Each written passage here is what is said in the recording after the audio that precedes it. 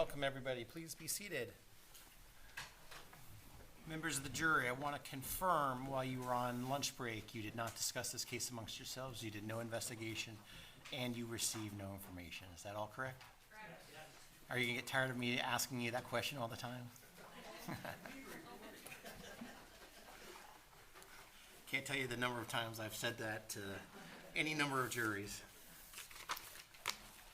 Plaintiff, your next witness. We call Dr. Tashana Duncan.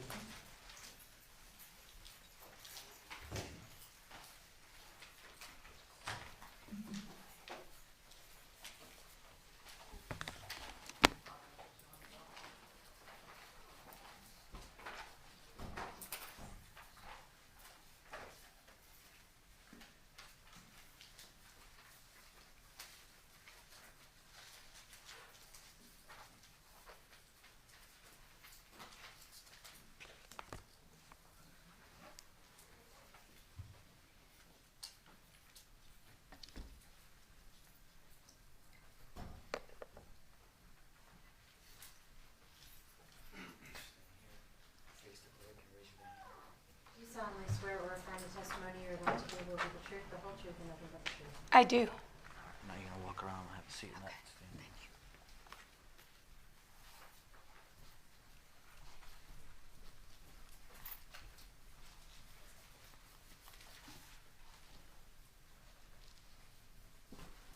You may inquire. Good afternoon. Would you please state your full name for the record? It is Tashana, T-A-S-H-A-W-N-A.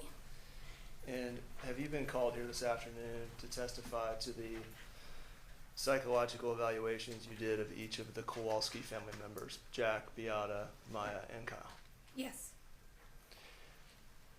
Before we explore your evaluations, will you please briefly describe your education as it relates to the field of psychology? I'm a licensed psychologist in the state of Florida. I'm a licensed school psychologist, and I attended the University of Florida to obtain all my degrees. And what is the highest degree you've obtained? A PhD, And what was your PhD? What was the focus of study? psychology. How long have you been practicing in the field of psychology? I don't have my CV in front of me, but I believe that I got licensed in 2001 or 2 for my licensed psychology. My school psychology was the year following. And you maintain an active practice in the vicinity of Venice, Florida? My practice is located in Bradenton, Florida, but I see a lot of individuals from this area. By this point, you've been practicing in the field of psychology for 20 plus years? Yes, approximately. And describe, if you would, your clinical practice. As part of my practice, I see a lot of children and adolescents for therapy. In addition, I do parent coordination, and I complete social investigations, so I do a lot of evaluations of parents as well. In this instance, you were retained back in 2016 by the Kowalskis, Yes, and they ultimately paid you for those services. yes. Do you recall approximately how much you charged for your services during that time? At that time, my rate was $250 an hour, and for the court appearances and the evaluations, the total fees were between $17,000 and $18,000, I know. So you were retained by the family to evaluate each of them. From a high level, could you describe your process in reaching these evaluations and opinions? I'm not sure I understand your question. Do you want me to? I can break it down. Okay. As part of your evaluation, did you receive medical records? I did. And did you conduct collateral interviews?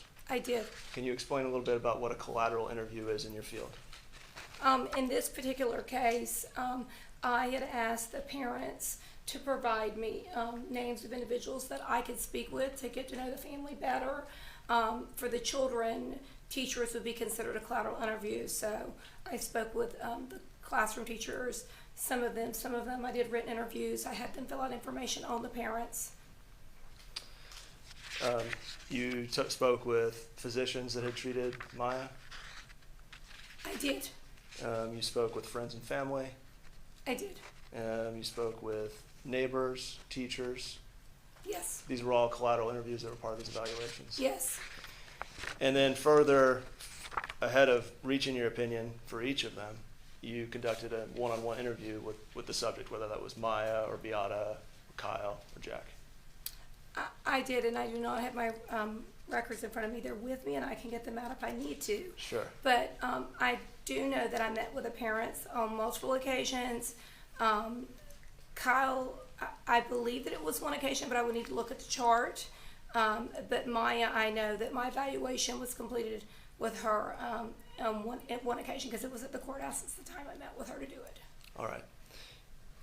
Your Honor, Trial Exhibit 2006 has already been admitted into evidence. May we publish for the jury? You may.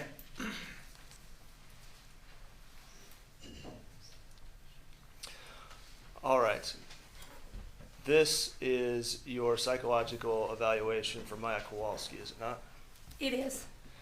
And just looking at the header, the subject was Maya Kowalski, and it says contact date January 6th, 2017. Is that the meeting or the evaluation you conducted at the courthouse that you previously mentioned? It is. It was that date. All right. And the report was issued February 1st, 2017. It was. And by that point, Maya was 11. She turned 10, had her 10th birthday in the hospital, right? Correct. All right. If we'll look down towards the bottom of the page, you list all of the medical records and documents that you reviewed. For example, the fourth one down, you reviewed the records from Dr. Wassenaar, who the jury heard from this morning. I was not aware the jury heard from him this morning, but I did review records from his office. Some were provided to me, and some I requested. My office requested directly from him.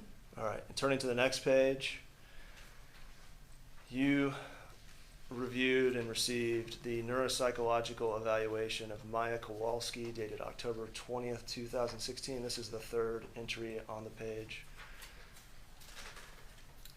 Yes, and I believe that was completed by Dr. Lewis, I believe. Dr. James Lewis. I believe that was his first name. I don't have it in front of me, but it sounds All right. familiar. You also reviewed psychiatry and psychology notes from Johns Hopkins All Children's Hospital, did you not?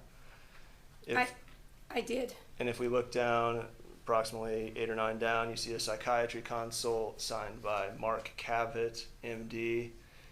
Do you know Mark Cavett to be a psychiatrist at Johns Hopkins All Children's Hospital?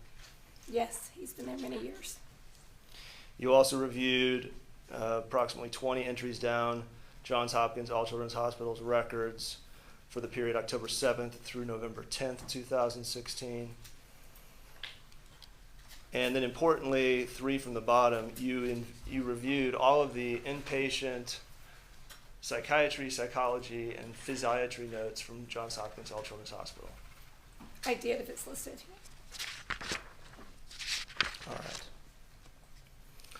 Turning to page 4, and that list continues through page 3, now to page 4. You reviewed, among the items you reviewed were a photo of Maya Kowalski at Tampa's Lowry Park Zoo. You see that? Yes. I actually recall that picture. All right, if we could publish for the jury 2530-045, previously admitted into evidence. You may. And this photograph, do you see the date? It is dated June 21st, 2016.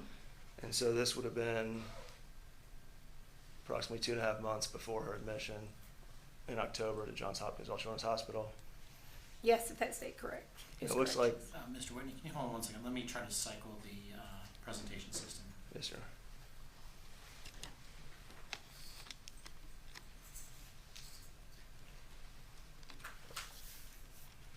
Okay, there you go. And not sure if you can tell, is that a walker or a wheelchair behind her? But she appears to be standing, does she not? She is, and I cannot identify, and I do not recall what was behind her, what I was told, but she appears to be standing. All right. back, if you could turn back to page 4 of the report. You also reviewed and you were aware that she was being followed and counseled at Eagle Wings Counseling Center. Is that correct? Yes. And did you have any knowledge or know by reputation the counselors and psychologists at Eagle's Wings? Through the years, I've had an opportunity to interact and consult with several of the therapists there, and I was familiar with specifically one of them, and I believe that may have been the first case that I got to know one of the 2 therapists that were working with her. Do you remember either of their names at the moment? Lauren Mock is the one that I've had the most experience in working with. And unfortunately, I think maybe it was Rebecca, but I don't remember the last name without looking at my notes. I have them here if you need me to look them. Turning to the bottom of the page, clinical interview, is that referencing the one-on-one interview with whoever the subject was, whether that was Maya or Kyle? Yes. All right. And then teacher interview, the jury's already heard from Ms. Dietert, and then the other gifted teacher was Diana Shepler. You interviewed both of them? Yes, I actually had a written interview, which is listed as the teacher questionnaire, and then I had a verbal interview as well. And then last on this page, you not only did you review the psychology and psychiatry records at Johns Hopkins, you conducted an interview with Jennifer Katzenstein at Johns Hopkins All Children's Hospital, correct? I did, and I spoke with her a couple of times in the process. All right, turning to page 5, the jury will have this for review during deliberations, but I'm gonna focus on some of the more pertinent entries. I'm looking at, after background information here, 3 paragraphs down, the last sentence, you say, as a result of the lack of a coherent approach, it appears that she received little to no medical treatment while hospital administrators and DCF insisted her condition was psychological. Do you see that, Dr. Duncan? I did make that statement. Would you explain a little bit about what you meant by the lack of a coherent approach at the hospital? Based on the information that I reviewed, I never was provided any type of treatment plan or a multidisciplinary treatment plan. I know that Dr. Katzenstein references that in her notes and the therapy notes. I didn't ever review any type of treatment plan, even for therapy. In fact, during the course that she saw her, I was able to review the notes provided to me, which would have been every contact or attempted contact with Maya, so I reviewed those as part of the process as well. And in reviewing Dr. Katzenstein's notes and the limited notes of Dr. Cavett, did you come to learn approximately how many hours of cognitive behavioral therapy they provided to Maya Kowalski during this 3+ month span? My understanding is Dr. Cavett did an assessment on her based on the records I reviewed. There were 2 contacts, I believe, that he had with a family, but he evaluated Maya in one of them. And then following with Dr. Katzenstein, she did an intake with Maya's parents and Maya in October. And then based on the treatment records that I received, they have to document the minutes of therapy sessions. It's pretty standard in the field, even for outpatient therapy. And it was approximately 3 hours of individual therapy provided to Maya during the course of from October to when she was discharged, based on the notes I received. So there, just to clarify, there have been representations that what Maya was in need of during this time was cognitive behavioral therapy. And your testimony is that over 3.5 months, the hospital provided her approximately 3 hours of cognitive behavioral therapy? Yes, after the initial intake with her and the parents, based on the records reviewed. If we could, and Your Honor, Joint Exhibit 1001 is in evidence. It's the Johns Hopkins medical record. If we could publish for the jury page 3824 from that exhibit. You may.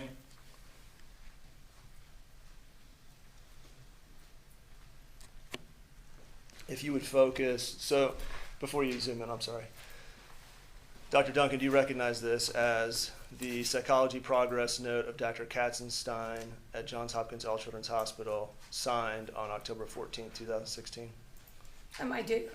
Thank you for enlarging that. Actually, if you go down below the solid line there, it tells you the date of the record.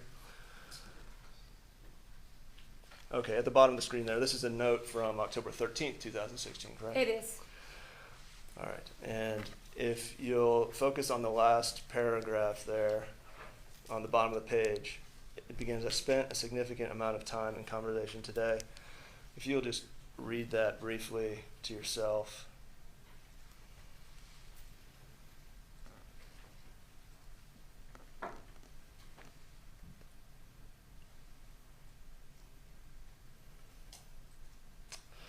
Did you become aware during the course of your evaluation that there was a back and forth, if you will, over Maya's hospital homebound services, and that had caused her some stress?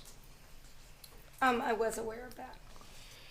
And zooming out for a second again, this begins, I spent a significant amount of time in conversation today with Maya's parents. I want to give the jury a picture of when you testified to 4 hours of treatment. I believe you draw that from the visit information above. It says type of visit, length of visit. Is that where you're drawing that from? Yes, and Dr. Kassenstein would note, for example, if it was very brief, she might put 1 minute, she might put 25 minutes. In this case, it was 60. She even documented if she went to the room to provide services, and for example, in some of those, Maya was not in the room, so she would, document the services weren't provided. On one occasion, her father was there. She noted that, but there weren't services provided, so she would put 0 minutes.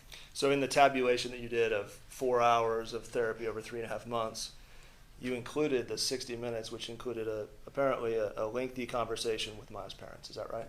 I did. All right, we'll turn back again to Dr. Duncan's evaluation of Maya Kowalski, page 5.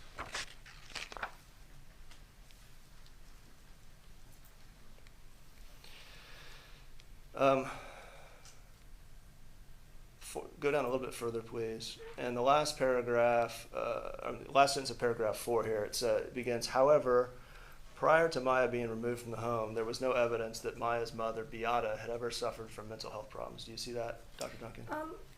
I do now. So I'm triple okay. Sally, thank you. We'll try to catch up on the highlighting. In stating that, you had reviewed the counseling records from Eagles Wings and the other providers? I had, in fact, after Maya was diagnosed, it's not uncommon, like in her case, she sought out therapy and learning to develop some coping strategies to deal with that stressor, and that was in the notes that I reviewed. But in your review of those records from outside providers, you never saw a mental health diagnosis of Beata Kowalski? No, not that I can recall. Beyond the one I said that she saw a therapist, but it was noted for her having stress related to her daughter's illness. Thank you. Turning down to the footnote here, we referenced Dr. James Lewis before, and the footnote 3 says that Dr. Lewis suggested that variability in Maya's composite scores on the assessment may be indicative of psychomotor slowing secondary to central nervous system depressant side effects. This evaluator would suggest that there are many possible, and if we can turn to the next page, and then continue with the footnote, many possible explanations for variability in the composite scores. Dr. Lewis's hypothesis can neither be supported nor ruled out without baseline data and further retesting. It remains an unproven hypothesis. First question. Please explain a little bit about the importance of baseline data. In this particular case, Maya had some significant differences across her scores, and we know that statistically that's pretty unusual, but it does occur. In fact, the manual will go through and tell us the likelihood that occurs.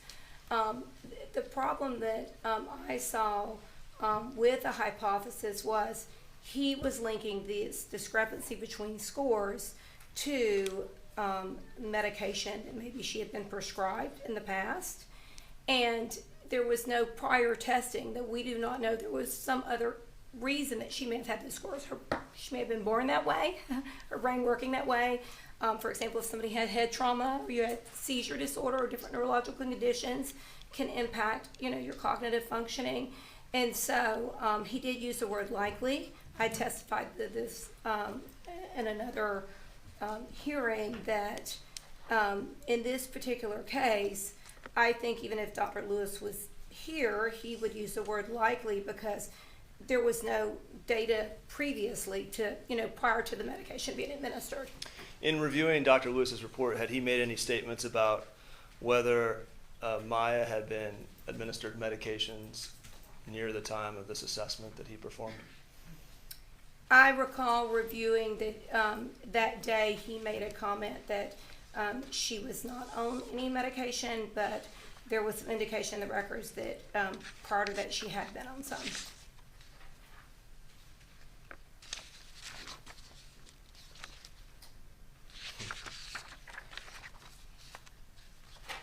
I don't have his report. Yeah, I'm one. sorry.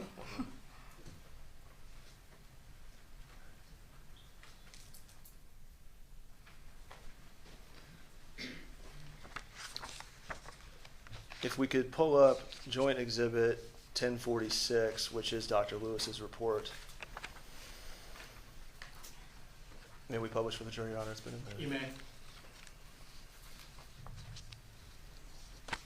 All right, so here we have Dr. Lewis's report, neuropsychological evaluation dated October 20th, 2016. This is 13 days into Maya's hospitalization at Johns Hopkins All Children's Hospital.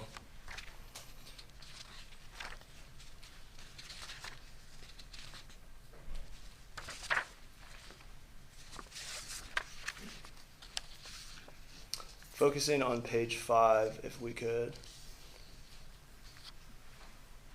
Third paragraph from the bottom, if we could highlight that. Dr. Lewis there discusses the selection of a pediatric neurologist is crucial. What was your finding regarding Johns Hopkins All Children's Hospital's involvement of a pediatric neurologist? None of the information that I ever received or reviewed indicated that the consult, the neurological consult that he recommended was followed up on. In addition, I assume that Dr. Lewis didn't have this information, but Maya actually had been evaluated by a neurologist that was on her insurance panel as well. He was referencing some of the fee-for-service, I believe, providers that she had seen in this report. So Maya Kowalski had seen pediatric neurologists prior to admission to Johns Hopkins All Children's Hospital. I know that at least one, because I reviewed the records recently and I recall. And so to the extent that Johns Hopkins All Children's Hospital claimed or claims not to have had a pediatric neurologist on staff to conduct this evaluation, there was at least one in Maya's history that could help. Objection, Your Honor. Predicate. I'm sorry, can you repeat the question? Sure. We already established you were aware that there was at least one pediatric neurologist that had seen Maya Kowalski before her admission. Yes. So my question is, to the extent that Johns Hopkins All Children's Hospital claimed or claims that they were unable to follow up on this recommendation by Dr. Lewis because they did not have a pediatric neurologist on staff, they could have reached out to her existing pediatric neurologist. I object on the leading and the argumentative nature of the question. Overruled. You can answer. I had the information, so I have no reason to believe that they didn't have the same information. The families, it indicated to me they provided. All right, if we could turn to page 8 of his report, please. And let's turn to why that was so crucial for Maya Kowalski. We're 4 paragraphs from the bottom. It begins with the diagnosis of factitious disorder by proxy is a working diagnosis, but this needs to be confirmed by a pediatric neurologist who would work with the attending and consulting all children's medical staff to definitively rule out whether this child actually ever had RSD or CRPS. And from your review of the records, that never happened. That never happened based on a review of the records that was provided. Now turning back to Dr. Lewis's hypothesis about the evidence of psychomotor slowing in Maya Kowalski in his statement that she was not on any medications at the time of her evaluation on October 20th, 2016. Let's put up Exhibit 1001, page 429 to begin. And at the bottom of the page, below the solid line, you see this is a progress note from October 17th, 2016. Do you see that? I'm sorry, what am I looking for? Just looking for the date. Oh, I see the date, yes. All right. And if we'll turn to page 431, the note continues. And page 431. It lists her active medications. If we could zoom in on her active medications. I can see them. I mean, All right, it's you can not see print, them but on- I can read them. Great. His evaluation occurred on October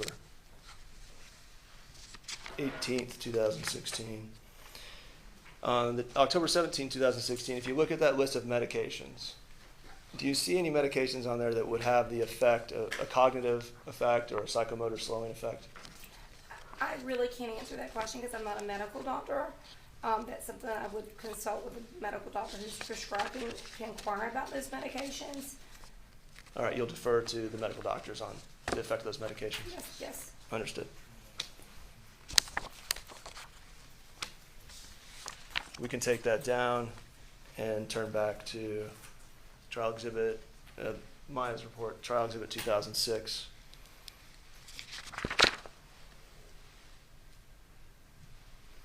Page 6, please. All right, so in the top paragraph there, you're, in the middle of the paragraph, you're recapping Dr. Lewis's report here, and you wrote he suggested a working diagnosis of factitious disorder by proxy, but said that this needs to be confirmed by a pediatric neurologist. This is what we just discussed, right? Yes, And it never happened. not to my knowledge. And then he also recommended that Maya should begin individual trauma therapy. 3 lines from the bottom of that paragraph. Do you see that? Yes, Did you see any indication in the records that Maya was ever provided individual trauma therapy? not based on the psychotherapy and psychological progress notes that I was provided. It didn't reference, it was trauma therapy. Okay.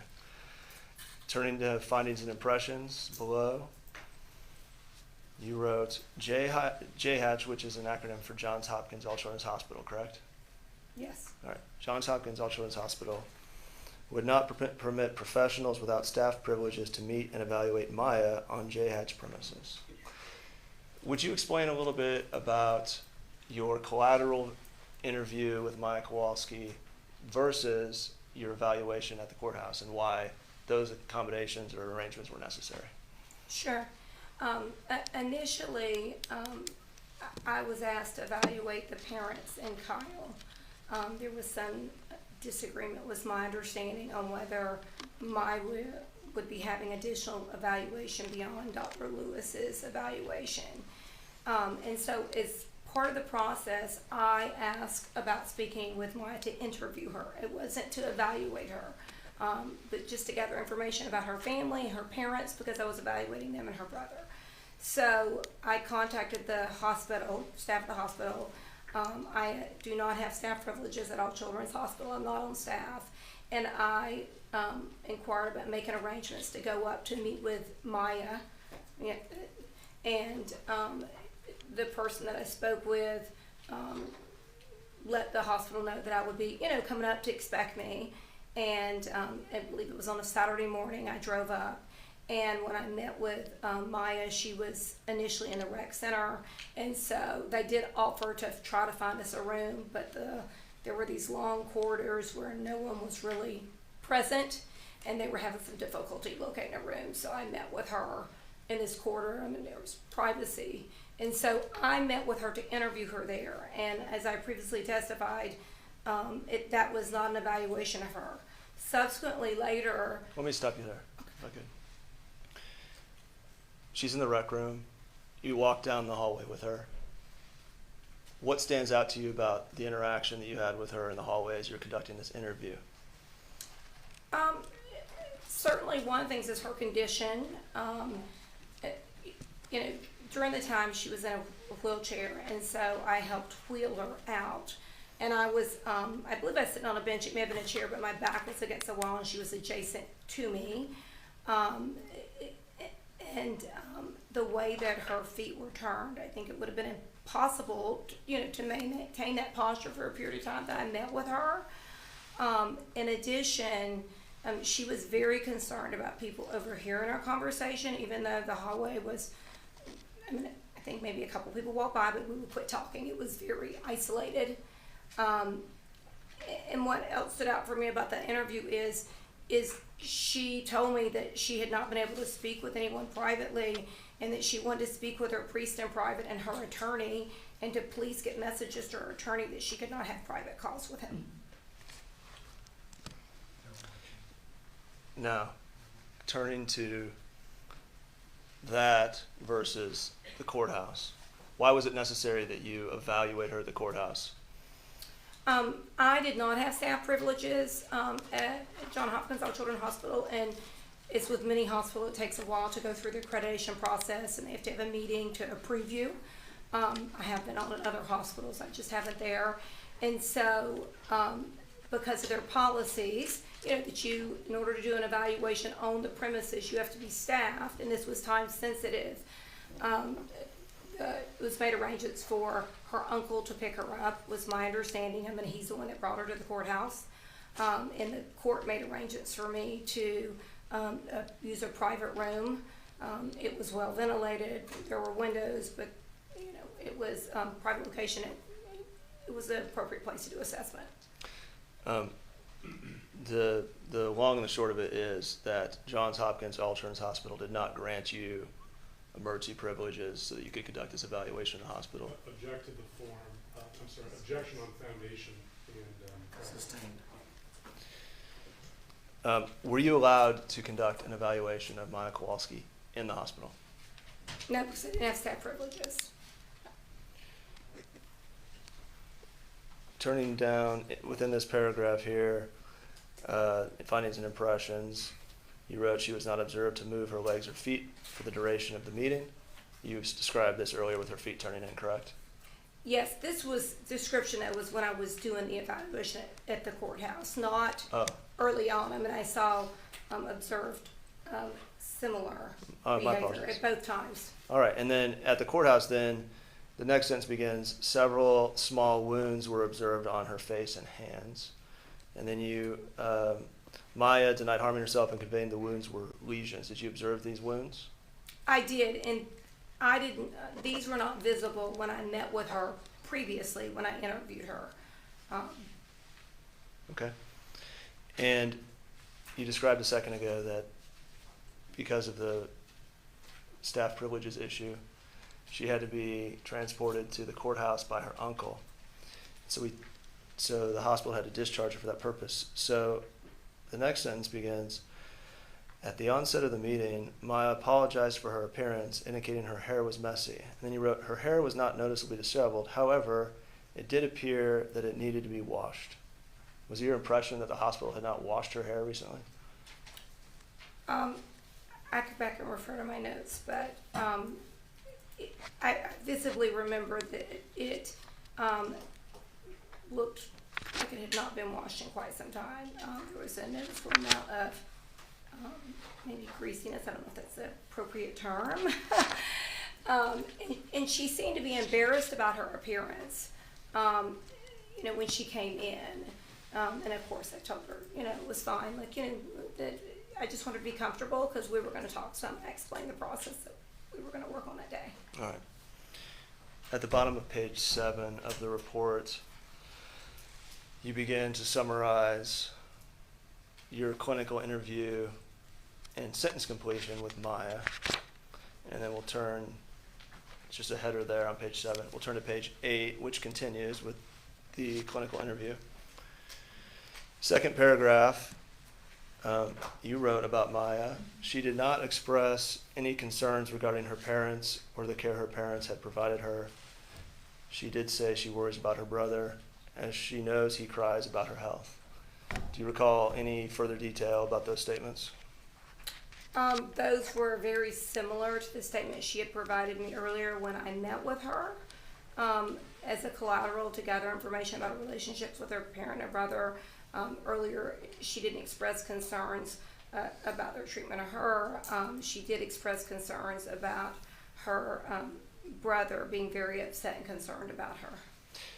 Maya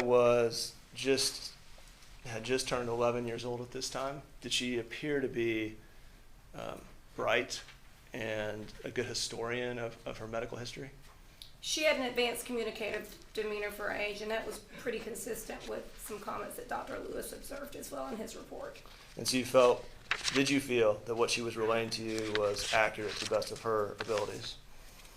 I believe she was being truthful, and in her reports to me, I understood as a child her perceptions might be different than an adult, but again, her communicative demeanor was pretty advanced for her age. Turning further down the page, fourth full paragraph there. On the right side here, it's split screen now. Next paragraph. Last sentence or two here. Maya offered that she particularly disliked the hospital social worker Catherine Beatty, as she is one of the people that interferes with her ability to communicate with and see others. What additional detail do you recall from your interview with Mike Kowalski on that point?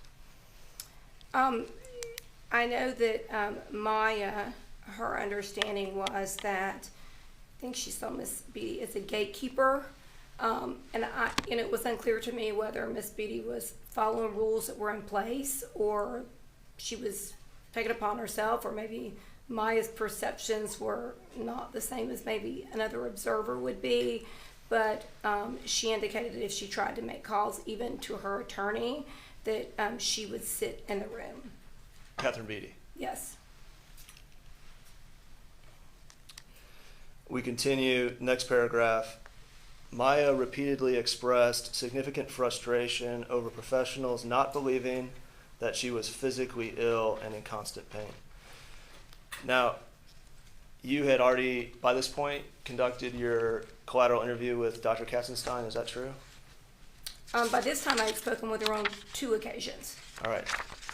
And you were aware of Dr. Katzenstein's diagnosis? I recall seeing an initial diagnosis, one of the early... Let me show it to you. Okay. If we could turn to Joint Exhibit 1001, page 3828. This is a continuation of the October 13th progress note from Dr. Katzenstein that we looked at earlier. This is the 60-minute evaluation. And if we look here, page 3828, towards the bottom of the page, there's kind of a white space there. There's a break. And then it says diagnosis. Would you read that diagnosis to the jury, please? And if you can, explain a little bit about that diagnosis. It's psychological factors affecting other medical conditions. F54, which is the coding for it, says severe, as there is a close association between her significant stress, anxiety, and exacerbation of pain. And so I will note that this was only early notes, and I did not see it in later ones. And Dr. Katzenstein did not reference this diagnosis when I spoke with her at a later date, but on this particular date where that diagnosis is present, which is consistent with, she told me she believed the child had some medical conditions, but there was a psychological component to the illness as well. So for example, a lot of times, for example, if people are diagnosed with cancer, they may have a lot of anxiety, and the anxiety might impact their ability to adhere to treatment. And so in this case, she saw her as having some type of medical condition. She said that to me when I spoke with her. Like me, she is, not qualified to make a medical diagnosis. We rely on the other professionals that have that training to do so. But she did recognize that she would benefit from therapy to help learn to manage some of her stress. And that's a lot of the notes were focused on anxiety management. I noticed in use of cognitive behavioral therapy. So, this diagnosis, psychological factors affecting other medical conditions, am I correct that this is psychological manifestations, symptoms overlaid on top of a legitimate medical condition? I think that that's a fair summary of what she was suggesting All right. with this diagnosis. And on one occasion or more than one occasion, Dr. Katzenstein expressed to you that she believed Maya had a physical condition. She did. She never referenced this diagnosis to me. I spoke with her after she had seen her 8 or 9 occasions, and the date that I spoke with her, the notes, I have from her, what she reported to me verbally, matched the medical records that she provided me. And at that point, again, she didn't mention this specific diagnosis, but she was concerned about her mental health, and she was concerned about the child expressing that she was stressed and feeling isolated because she was not able to see and spend time with the people that she wanted to. All right, if we could turn for a second to 10,001-3817. It's another progress note from Jennifer Katzenstein, dated October 19th, 2016, so about a week later. And if you'll highlight the interval history, all of the following, the 3 paragraphs there.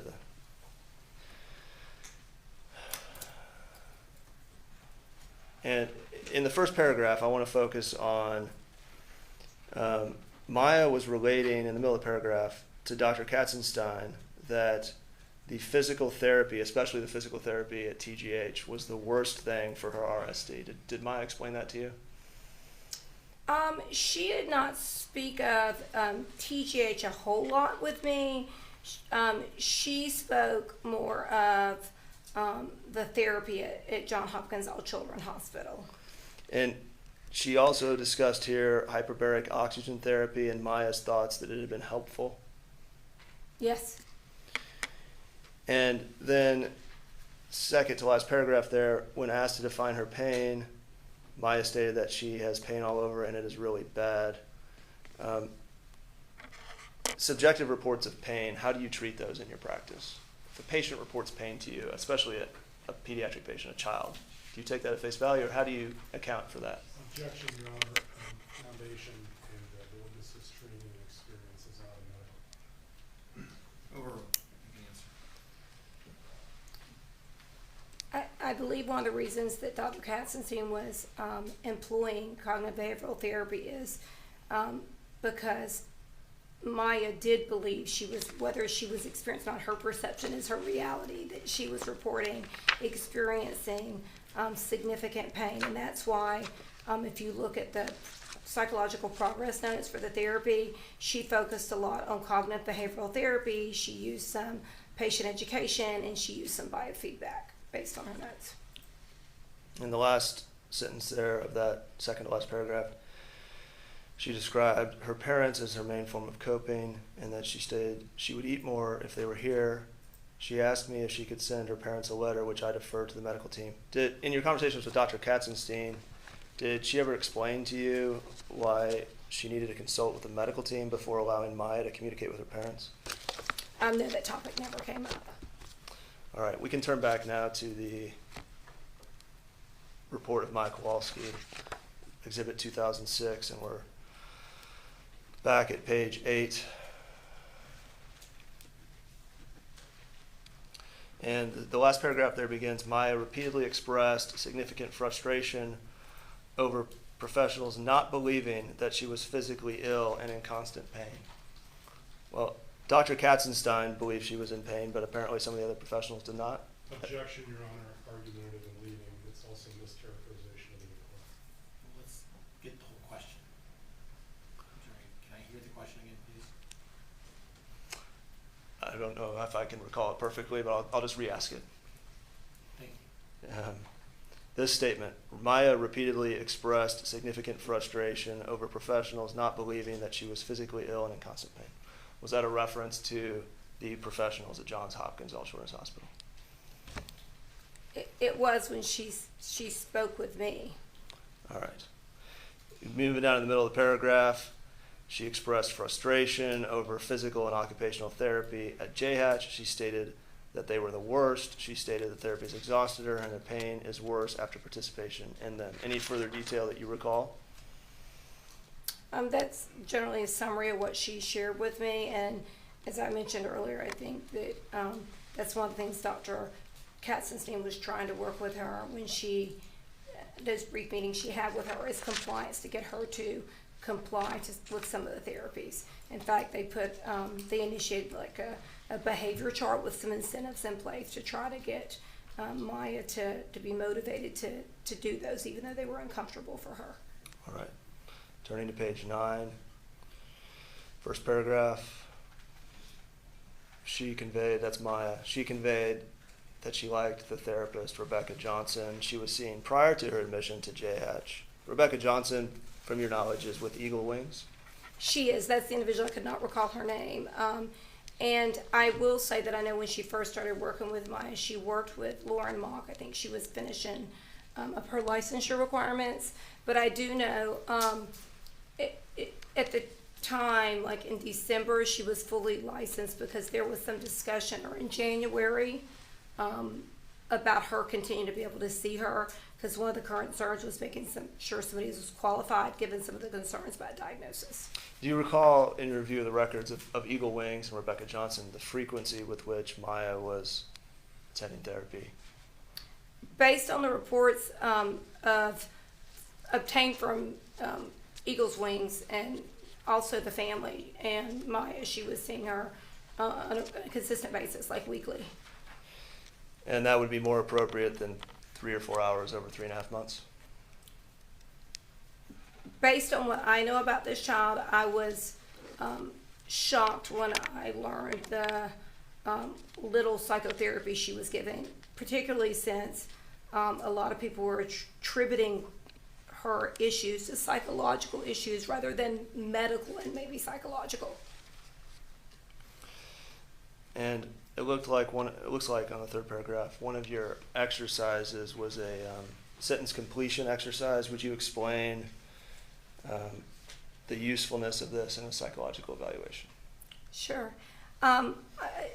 Often when, and you can do this with adults, I tend to use it more with adolescents and children, it's considered a subjective psychological measure, which means that you can't derive a score for it. I like to tell individuals that often you look for themes and to see if they're consistent with things maybe the child or the adolescent. It could be an adult if you administer to an adult or sharing with you, or maybe information that you're getting in other records. And so what happens is I start a sentence and the child completes it. And it can be given one of two ways. Maya is very bright, so I could have had her fill it out. What I ended up doing is reading it to her and filling it out. Just part of that had to do with the time because we were limited in the courtroom. It's not a measure that you follow up and say to the child, why did you answer that way? Again, it's more about looking for things that are consistent with maybe the information in the clinical interview or from other people that may have concerns about the child. All right, if we could highlight the prompts and the responses here that were conducted. It's the italicized text there. So you would prompt her, for example, you would say, most of all I want, and then Maya would respond? Yes, she'd say to go home. All right, and you would prompt her, turning the second to last line, my mother won't. Second line here. Second to last line. Oh, second to let's see. So, There's my mother won't. Like I said, my mother won't, and she responded, hurt me. all right, and then the last one, mother and I. That would have been the prompt, and she responded, we like swimming, shopping, and hanging out. We like everything. Sorry, that wasn't highlighted. That was part of it. Next page is page 10 of your report.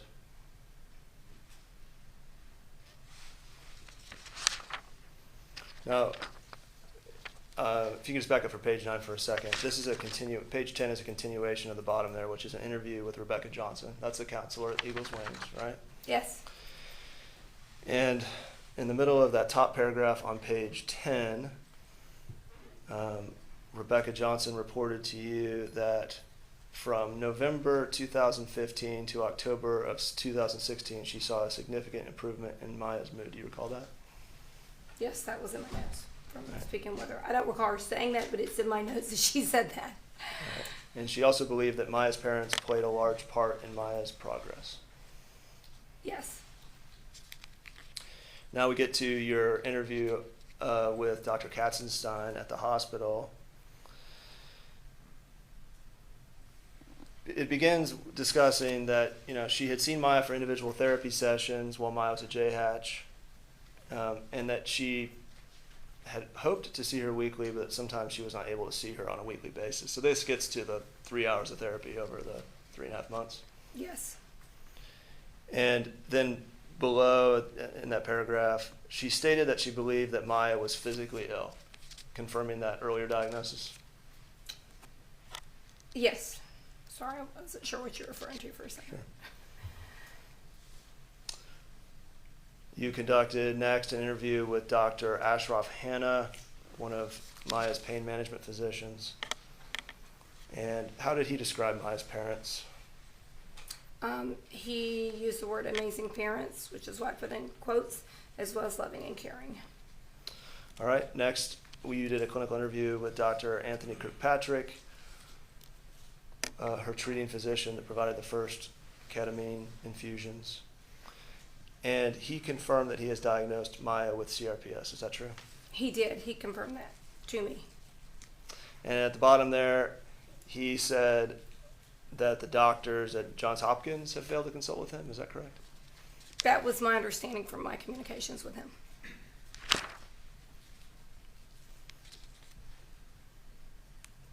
Turning to page 11.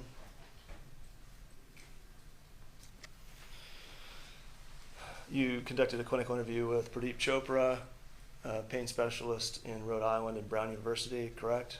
I didn't conduct an interview. I actually, after I had met with Maya before this report was issued, she actually was evaluated by him early on when I first met with the family. I'd ran across an article on Dr. Chopra because he works a lot. My understanding is with children with pain, and the article was on how these children are often misdiagnosed with psychological disorders. Okay, my mistake. You didn't speak with him directly. No, I did not. So I got his You read his comprehensive evaluation. All right, so the jury will hear from him at a later time, so we'll go past that. Let's get to your summary and recommendations after you went through this process, clinical interview, all of these collateral interviews, review of medical records. I want to focus on the second paragraph in that section and the second part of that paragraph. It begins, or the part I want to focus on begins, this 11-year-old child's mental health condition worsened as she was persistently limited in her contact with her mother, father, and brother, and then persistently treated by hospital staff as if she or her mother were lying about her pain syndrome.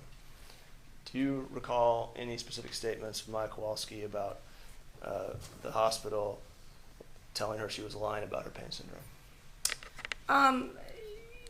She Judge, communicated. hearsay, Your Honor. I'm sorry. Any response? Yes, Your Honor. It's for purposes of medical diagnosis. It's then existing state of mind. Okay, overruled. I'm sorry. You can answer. Could you repeat the question? The question is, do you recall what she told you about the hospital staff claiming that Maya and her mother Beata were lying about her pain syndrome? I object to the compound of the two, in terms of which one. Overruled. She can answer. She wasn't specific to what hospital staff. She used the term broadly, and again, I can pull out my specific interview notes, but this is a summary of the interview. But she expressed a lot of concern that they were not believing that she had a physical health issue, that it was all psychological. All right. I'll focus then on your statement here after Maya was warehoused for nearly 90 days. Now that's your word, warehouse, so I'd like you to explain that word to the jury and why you chose to use that. Looking back, it's probably a pretty strong statement, but based on all the information that I got, this child, it didn't seem she was getting a lot of mental health treatment. based on the information talking to the medical doctors that had previously diagnosed her, I'm not qualified to do that, but said that she had this rare disorder, it seemed that all children's were unwilling to accept some of this information. I know to get Dr. Chopra's evaluation, that the court had to order that for her to be permitted to be able to leave and get that evaluation as a confirmatory, was my understanding. And so she sat there from like October till January. She had very little contact with family and friends. I know early on she even told me she couldn't even see her priest. They would not allow people from her congregation. I have it in, it's discussed in the report that Maya was an active member of her church. In fact, I talk about that some in the evaluation as well. Let me move on to the next Okay. question. That paragraph ends with no less than 3 medical doctors have diagnosed her medical condition. And then I want to juxtapose that to the next paragraph, begins with that the hospital had suggested conversion disorder and that was contraindicated.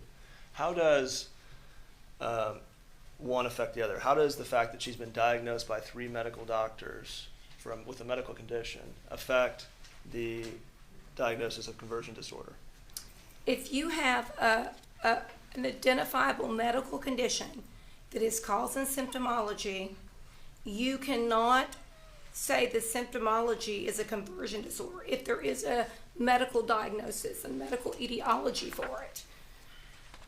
And so the medical doctors that I spoke with, information I reviewed, indicated that she had this rare disorder. A lot of people aren't familiar with it, but that the symptoms that she was displaying were consistent with a diagnosis of the chronic regional pain syndrome.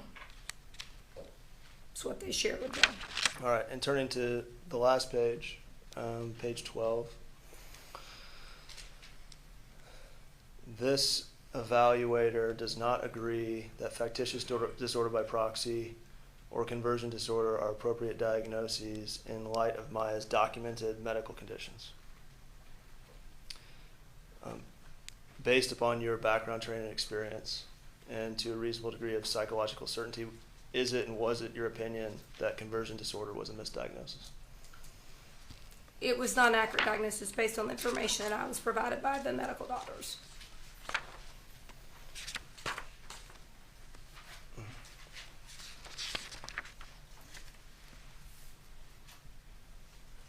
And based on what we've discussed here in this report, your background, training, experience, and to a reasonable degree of psychological certainty, do you have an opinion whether it was a breach of the standard of care for Johns Hopkins All Children's Hospital to provide only 4 hours of cognitive behavioral therapy over the span of 3.5 months? Objection and approach. Correct.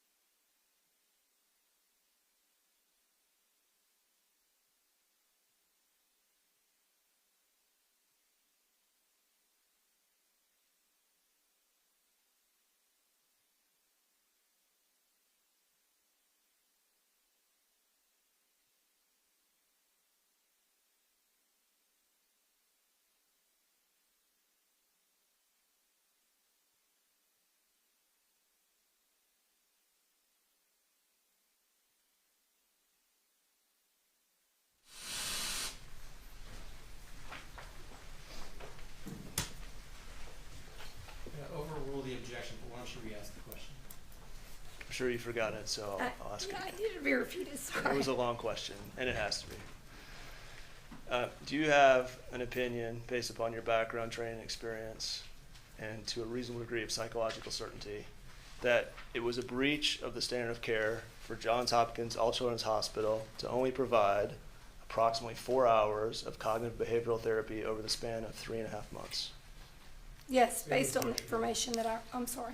Overruled, you can answer. Okay. Yeah, yes, based on the information that I reviewed and was provided.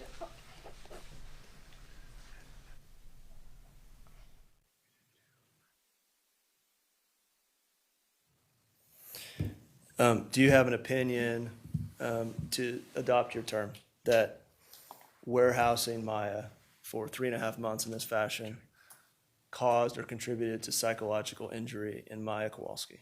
Same objection, Your Honor. Overruled, you can answer. I don't have any current information on her current psychological functioning, so I can't answer that because I haven't seen Maya since I evaluated her, other than today when, I saw them in the hall. All right.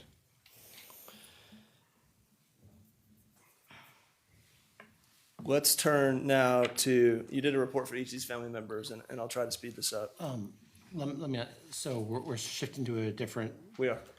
this might be a good time for a break. Okay. Members of the jury, we're going to take a break. I'm going to try to keep it 10 minutes, but it could be closer to 15 minutes. Do not discuss this case amongst yourselves. Do not do any investigation and receive no information. All right, jurors exiting.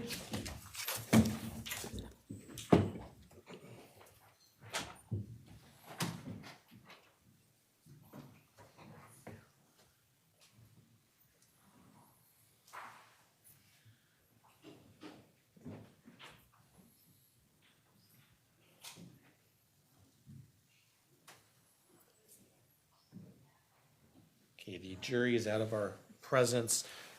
Everyone be seated. I'm sorry, I just need to go deal with a few things here for the next few minutes. Dr. Duncan, while we're on break, you're not allowed to discuss your case with anybody, Can I okay? just sit here? You can sit there, you can sit down. If you need to use the restroom, that's fine, but you just can't talk about the substance of your testimony. Sure. I think I'm just going to sit here, Your Honor, if that's okay. Okay, 10 to 15 minutes.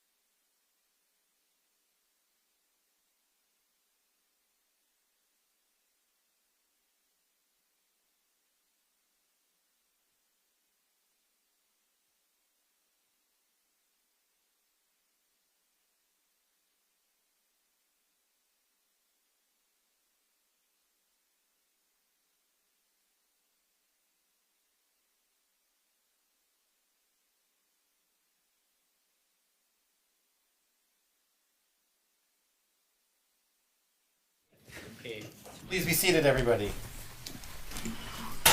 May I stand? If you wish. All right. And Your Honor, we wanted to perfect the record on a motion that we discussed, but would need to be outside the presence of the jury and the witness, so we can approach or have the witness excused, whatever your preference is. I'm fine doing it this way unless there's a reason to do it at sidebar. The witness, Your Honor. Dr. Duncan, if you could go sit So outside. you must tell us, I'm happy to, Your Thank you. Honor. I'm happy to. Just let me know.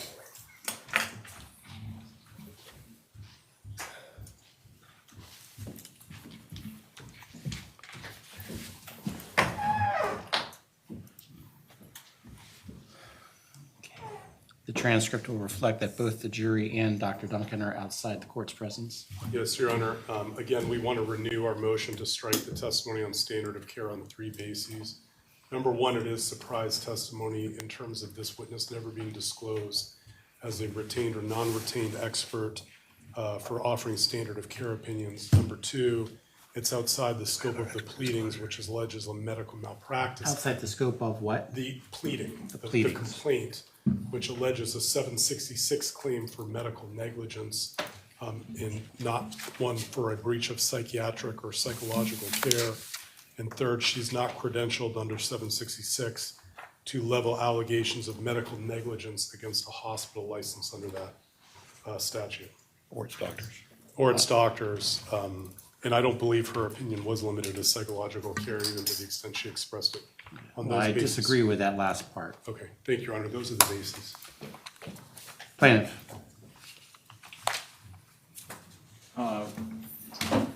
Judge, she is qualified and was disclosed as a non-retained expert. And I'm looking for the actual designation, and it was in the, where's my notes? I'm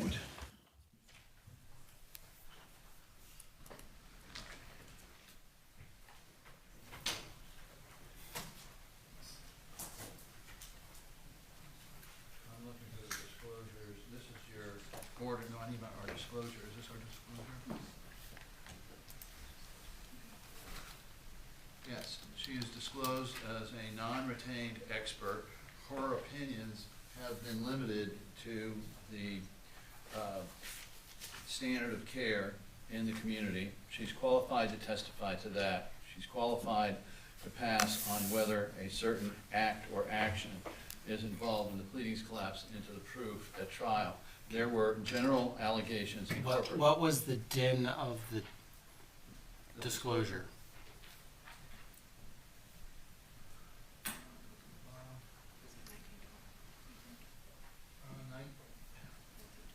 1912, I think, Your Honor, Kelly's telling me.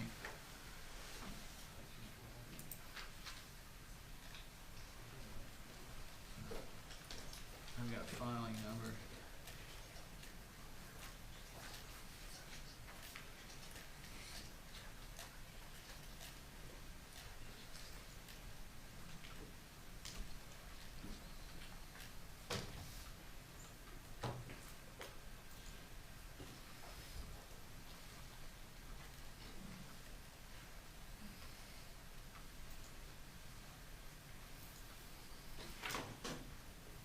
Okay, I see the name. I don't recall there being a motion in limine with respect to Dr. Duncan. Was there one? Ora Dalbert.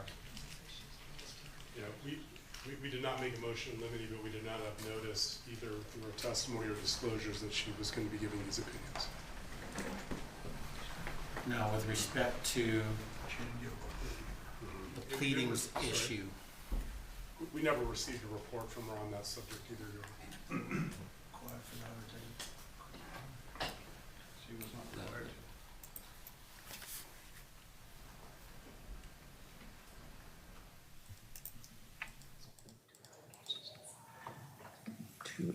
And we would counter on the timeliness of all of those motions.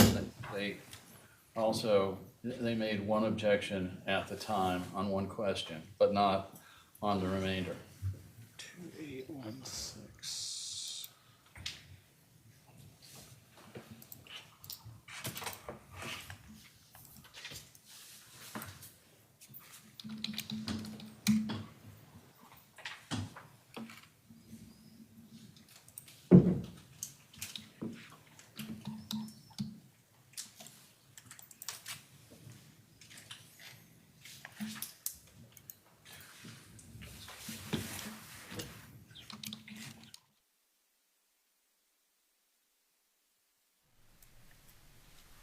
so this was count 17.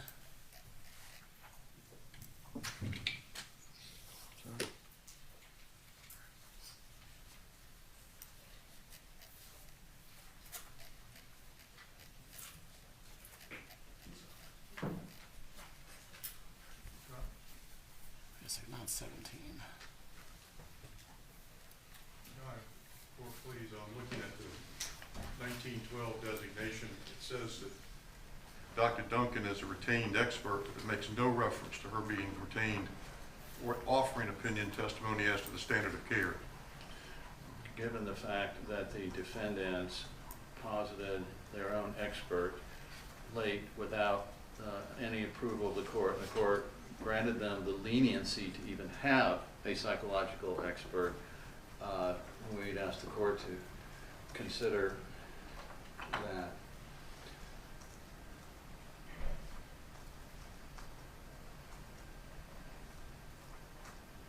Judge, she was not disclosed as this, and she would never give a report for this. Well, I'm looking at what was alleged in the complaint. And I do see paragraphs 127 and 128. J. Hatch breached their duty of care by terminating Maya's CRPS treatments, by allowing its doctors to act without the requisite knowledge to properly diagnose or treat, and by acting in opposition to Maya's outpatient provider's diagnosis and treatment regimens. Also 128, failed to develop a coherent treatment plan.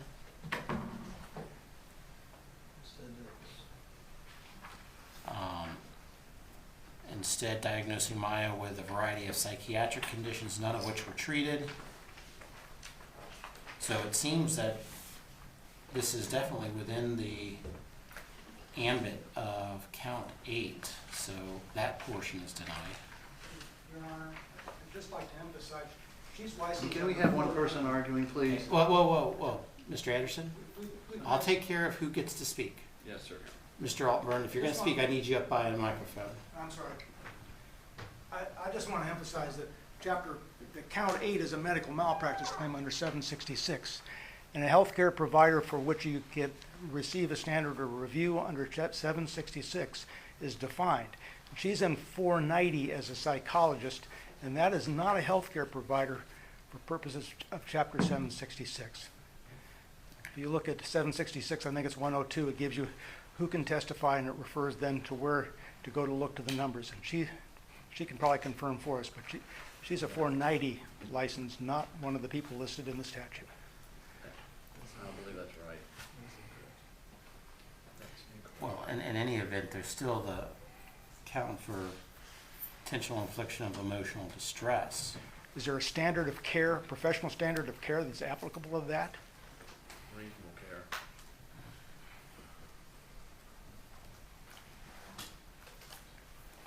I think it's within the ambit of the pleadings, so then it's just a question of whether she was disclosed.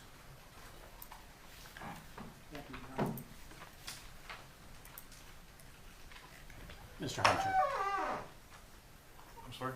Oh, Judge, if you look at the disclosure, she is disclosed as a non-retained expert that is disclosed in a quote abundance of caution unquote. There is no indication of that disclosure whatsoever that she is a standard of care witness.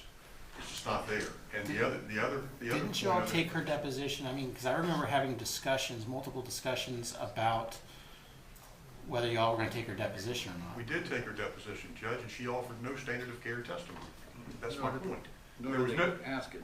Your Honor has been very, very forthright in saying that experts, particularly experts, would be confined to the parameters of their report. She gave no report regarding this subject. She was not disclosed as a retained expert. She was not disclosed as a standard of care expert. And so this is something that was totally unexpected and something that was not touched upon in her deposition. Is it true that there was no report by her that referenced these opinions on standard of care? The her report is the report, and they've had that in their possession. And non-retained experts, I think we're in a little different category. I don't recall, her report definitely addresses the issue. Now, did she say breach of reasonable care? I can't tell you right now because I haven't read the report. Your Honor, they asked her the question in her deposition, whether her opinions were to a reasonable degree of psychological probability, and she answered in the affirmative. And they were specifically referenced in her report, so she testified to standard of care in her deposition. Additionally, neither side provided reports for non-retained experts. Both sides named a number of non-retained experts, and the way this operated was that retained experts were required to provide reports. Was there in her report, her being Dr. Duncan's report, that we just showed to the jury, is there anything about standard of care in that? If you could show it to me, if there's anything that you are trying to hang your hat on.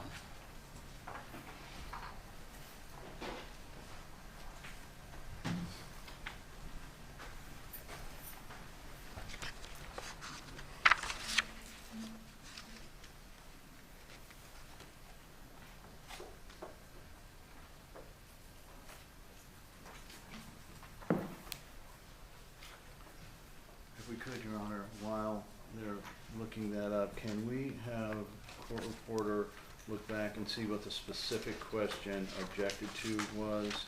Because if they didn't object to the other one, something. I don't want the court reporter, I want the court reporter taking down what our conversation is. Yes, sir.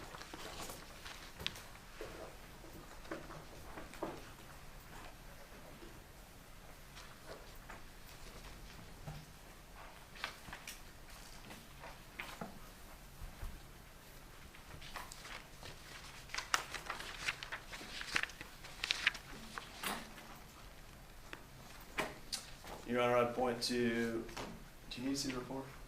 Well, you can just tell us what page and you can put it up so I can look at it. Yes. So exhibit 2006, page 005.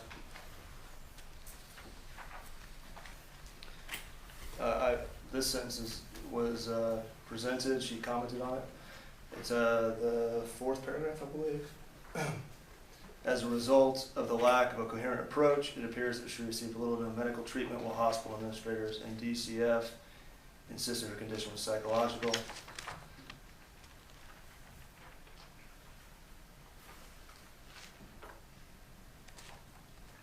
Additionally, she testified. I don't think that's what the objection was. That's correct, Your Honor.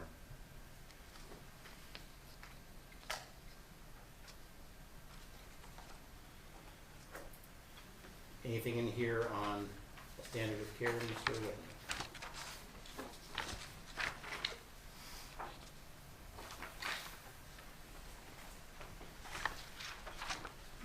I say the professional view of skepticism.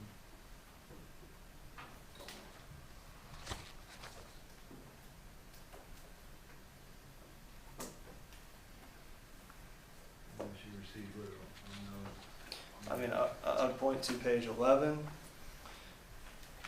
She was persistently treated by hospital staff. She was lying about her pain syndrome. This is the big paragraph there. After she was warehoused for nearly 90 days without medical treatment for her pain syndrome. And then no less than 3 medical doctors have diagnosed her condition. No less than 3 mental health professionals have evaluated mine, none of whom have confirmed a diagnosis of factitious disorder. The next paragraph continues, conversion disorder is similarly contraindicated.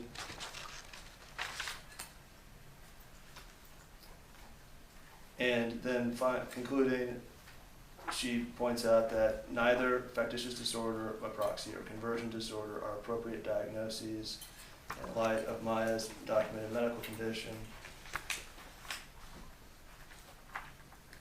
So, Mr. Hunter, what is the specific motion?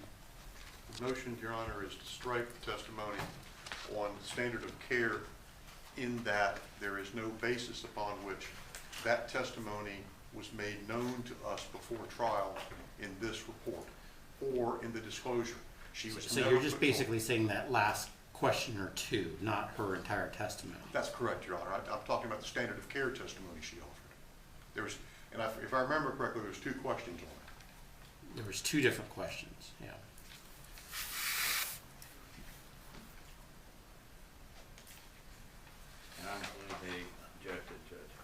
I'm so sorry? I don't believe they objected to those. I'm going to go ahead and grant the motion to strike the last opinion on the standard of care as not disclosed. Anything else? Well, there's a couple of opinions. First, is it the breach of the standard of care or her statement of what the standard of care is? One had an objection, one didn't. She can't, there was no testimony in her, or there was no indication in the report she did, and you didn't do a supplemental report that talked about what the standard of care was or whether there was a breach of that standard of care. So, I understand, Your Honor. okay. So, it would be, I'm gonna tell the jury that the jury is to disregard the last testimony proffered by Dr. Duncan as to the standard of care. we object. Mr. Hunter? Anything else? That's it, Your Honor. Okay, let's bring in Dr. Duncan.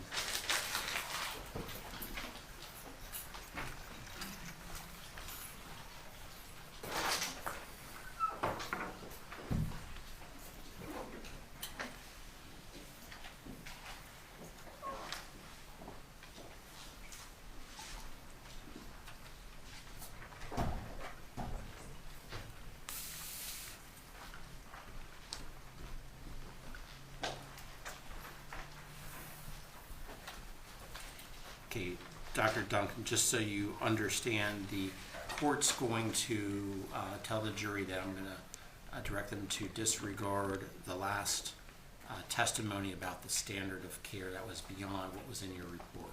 Okay, Okay. no worries, no worries. Let's bring in the Sir, jury. No worries.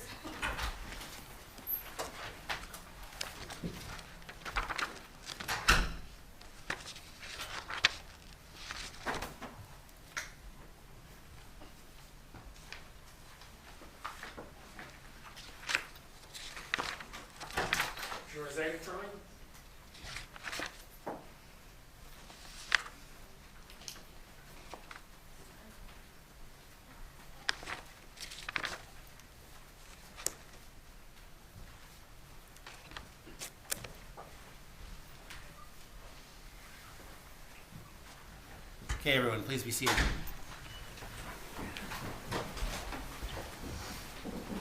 Okay, members of the jury, I want to confirm while you're away on break, you did not discuss this case amongst yourselves, you did no investigation and received no information. Is that all correct? Okay.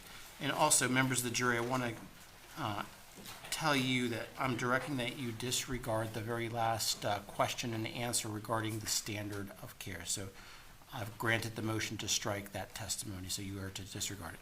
Mr. Whitney. Thank you, Your Honor. Just before the break, we were going to turn to your evaluation of the audit. If we could display for the jury Exhibit 2007, first page. All right, so this is your cover page of your evaluation of Beata Kowalski, is it not? It is. And your data report here is December 5th, 2016, and about a month before Maya's. And that's because you could visit with Beata outside of the hospital. She was not in the hospital, correct? Yes, and my last contact date with Beata was in November, but it took me a couple weeks to get the report down. I was waiting on documents. All right. And I won't belabor it, but the first, second, and third pages run through again the multitude of records that you reviewed. Much of them overlap what you reviewed for the other family members. Is that true? Yes. All right. Turning to the bottom of page 4, you briefly recount some of Beata's childhood and family history. I want to focus for a moment on Beata describing her father as verbally and physically abusive. And then I want to turn to page 5, where she relayed to you at the top that his primary method of discipline was hitting with a belt. And I want to ask you first, she provided you with a questionnaire before you conducted the interview, is that right? Yes, she filled out a psychosocial history that asked some of this information. And was it in the questionnaire that she first indicated to you that her father was a disciplinarian? Yes. And having that information from Beata Kowalski, did you follow up with her and ask further questions? I did, and that's in my clinical notes. What did you learn, in essence, about this physical discipline? She said she didn't remember much from her early childhood, but she denied that he physically abused her, or in the sense that you would be making an abuse report in the state of Florida. It did sound like he used corporal punishment from what she could remember. We specifically discussed this because it was referenced in some of the other information about statements that might have made it in one of the reports. And having explored that with her, did you feel that she suffered from any trauma from the corporal punishment? No, I did not just from speaking with her, but the other information that I reviewed, which is listed. All right. Turning to the bottom of that page, I just focus on the last two sentences. There was no evidence of a formal thought disorder or that she was experiencing any perceptual disturbances. Overall, she did not appear to suffer from any major disturbance in mood, cognition, or behavior. Would you explain a little bit for the jury what you mean by that?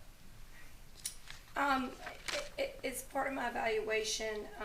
We administered several instruments that are listed and discussed in the evaluation, but as part of the clinical interview, too, I asked specific questions, and her reports to the particular questions that I asked her led me to believe that that there was no significant social emotional problems. All right. And turning to page 6, she disclosed to you several medications, and at the bottom of the page, including what I believe to be maybe an anxiety medication. You were aware of those medications? She listed them out for me, and some of those are included from information and medical records, not only from Dr. Wasserman, but Sarasota Memorial Hospital, I believe it was from. Nonetheless, you didn't become aware of any mental health disorder in her history? No, I know she was, the hospital records that indicated that after a court hearing, she had passed out, and she went to the hospital, and they had said she was very stressed that day, but it certainly didn't give any type of longstanding mental health diagnosis. All right. Then I'm going to, sure you'll be happy, and I'm going to fast forward all the way down to summary and recommendations, page 16. And let's just focus on what you found with Beata Kowalski. Like you just said, you reiterate here in the first sentence, there's no evidence that Beata has ever suffered from mental health problems, correct? That's stated in the first sentence, correct. Right. And the collateral interviews, what was the consistent, if there was there a consistent description of Beata that came across in all the collateral interviews? There was, and I had specific questions that I asked in all the collateral interviews. I always ask about concerns about substance abuse, concerns about mental health, how they know the person, the frequency of their interactions, how long they've known them. And the consistent thing is there was nothing reported to me in the collaterals that they were concerned about our mental health when I asked them specifically, but they also did not describe any behaviors of concern. Like, I wasn't asking them to assess Beata, but they didn't describe any behaviors that would lead me to believe that she had any significant mental health problems. They all, I think, were aware of the current situation with their daughter's health, and that would impact all the family members, concern for the minor child. But beyond that, they didn't express any concerns about her mental health. All right. And in totality, it seems like the collateral interviewees described her as an attentive, loving mother. Yes. Then you move into, in the middle of the paragraph there, that Beata could be forceful and direct, and that could come across as rude and demanding, right? Yes. And that came across to you at times in your interviews? It did when she was expressing her frustration over the lack of professional care she believed was not being provided to Maya when she was at All Children's. All right. And again, you found no evidence to support the conclusion that she falsified Maya's medical condition, right? No, Nor did any of your collateral interviews or the records indicate any ulterior motive she might have had for doing so. that is true. And so for those reasons, you conclude here that factitious disorder by proxy may safely be ruled out, right? Yes, that's the latter half of that sentence. And factitious disorder by proxy is the DSM name for Munchausen by proxy, is it not? They changed the name when they revised the DSM. What is the DSM briefly, in case we haven't touched on that enough yet? It's the manual for mental disorders where they make diagnoses. A lot of hospitals refer to the ICD-9 as well, and there is like an overlap in the way they code for insurance billing purposes, but it is the manual that people refer to when they're diagnosing mental health conditions, or at least psychiatrists and psychologists use. So, if the evidence shows that Johns Hopkins All Children's Hospital had leveled a diagnosis of Munchausen by proxy, did you come across any records in your review of the Johns Hopkins All Children's Hospital medical record where you found that they'd ever evaluated Beata Kowalski? I did not, and she did not report being evaluated by anyone at Johns Hopkins All Children's Hospital. In your field, in the field of psychology, is it appropriate to diagnose someone with a mental health disorder that you have never evaluated? It is not in my field appropriate to do so. Let's turn now to Jack Kowalski. And this is Exhibit 2008. I'm really going to speed up here. What was the overall impression you got of Jack Kowalski after running through this process we've already discussed for Beata and Maya? I didn't have any significant concerns about his mental health either. I think certainly having an ill child places a certain amount of concern and stress, within the family. But again, I reviewed a lot of information. I spoke to a variety of collaterals, and I will note that the collaterals, there were some overlaps, but there were a lot of collaterals that I spoke for example, with Jack, that I didn't speak to with Beata. They had different collaterals, and nobody expressed any significant concerns about his mental health either. All right, so in all the investigation that you did, you never came across anyone that expressed a concern about Jack Kowalski or his mental health? No, in fact, some of his collaterals commented that he had been in a very stressful job before he had retired, and that he always handled those stressful situations he did a great job of handling them. All right. Within the fire department. He was like a supervisor, so he dealt with a lot of stressful situations. Let's turn for a moment, if we could publish Joint Exhibit 1001, Starting Evidence, page 3795.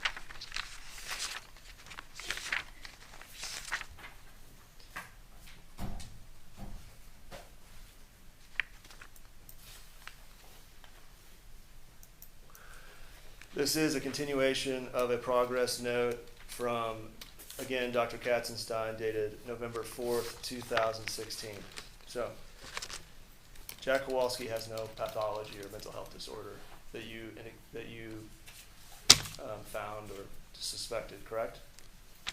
No, not any information that I obtained. Nor did the hospital ever have any evidence that you saw of Jack having a mental health disorder? Objection to leading. Overruled. I never reviewed any medical information from not only this hospital but another hospital that was suggestive of mental health disorder. Or in the psychological records you reviewed, there was no suggestion of a mental health disorder? in Not Jack? that I can recall. All right, focusing on the recommendations here. And this is Jennifer Katzenstein. I'm sorry. Let's turn to page 3796. My apologies. Similar tenor to at the top of the page. Again, Jennifer Katzenstein, now we're on November 2nd. So in the absence of Jack Kowalski having any suspicion of mental health disorder or pathology, the recommendation from Katzenstein and Kathy Beatty of social work is that Maya would benefit from a medical foster care setting and be separated from her father? That's my understanding based on the review of the notes. I did not speak with Dr. Katzenstein about that. No further questions at this time. Mr. Shapiro. Yes, thank you. May it please the court.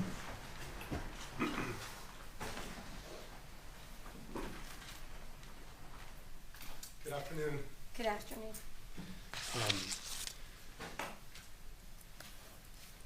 You were hired by the attorneys for the Kowalskis, correct? That is true. I was referred by them. The Kowalskis signed my engagement letter and paid me. You're absolutely right. That was referred and it's in my consent. Right, and just so there's no dispute about this, you were not an independent court-appointed psychologist. Instead, you were retained by the Kowalskis, paid by the Kowalskis for your work. That is true. It was not a court-appointed neutral. Okay. The reason why you were involved was because there was a dependency action going on with DCF in the state of Florida, and one of the questions they needed to visit with you was about visitation. Is that true? It's been a long time, but I know that when I had limited documentation providing me about the dependency action, but my understanding is that there were some concerns about the parents and that there were psychological evaluations that while they're being requested and they agreed to, I did not see a court order for them. There may have been, but that I was going to evaluate the parents and it was as part of the dependency. Okay, and just, I'll show you those records next, but just to be clear, in fairness, you're not a medical doctor, true? No, I've said that more than once. Okay, I won't belabor it, I promise you. No, it's true. I'm not. Okay, you're not here to tell this jury whether Maya has CRPS or not based on your diagnosis. That is absolutely true. Okay. You have, since your evaluations of Maya, I believe, were in December and January 2017?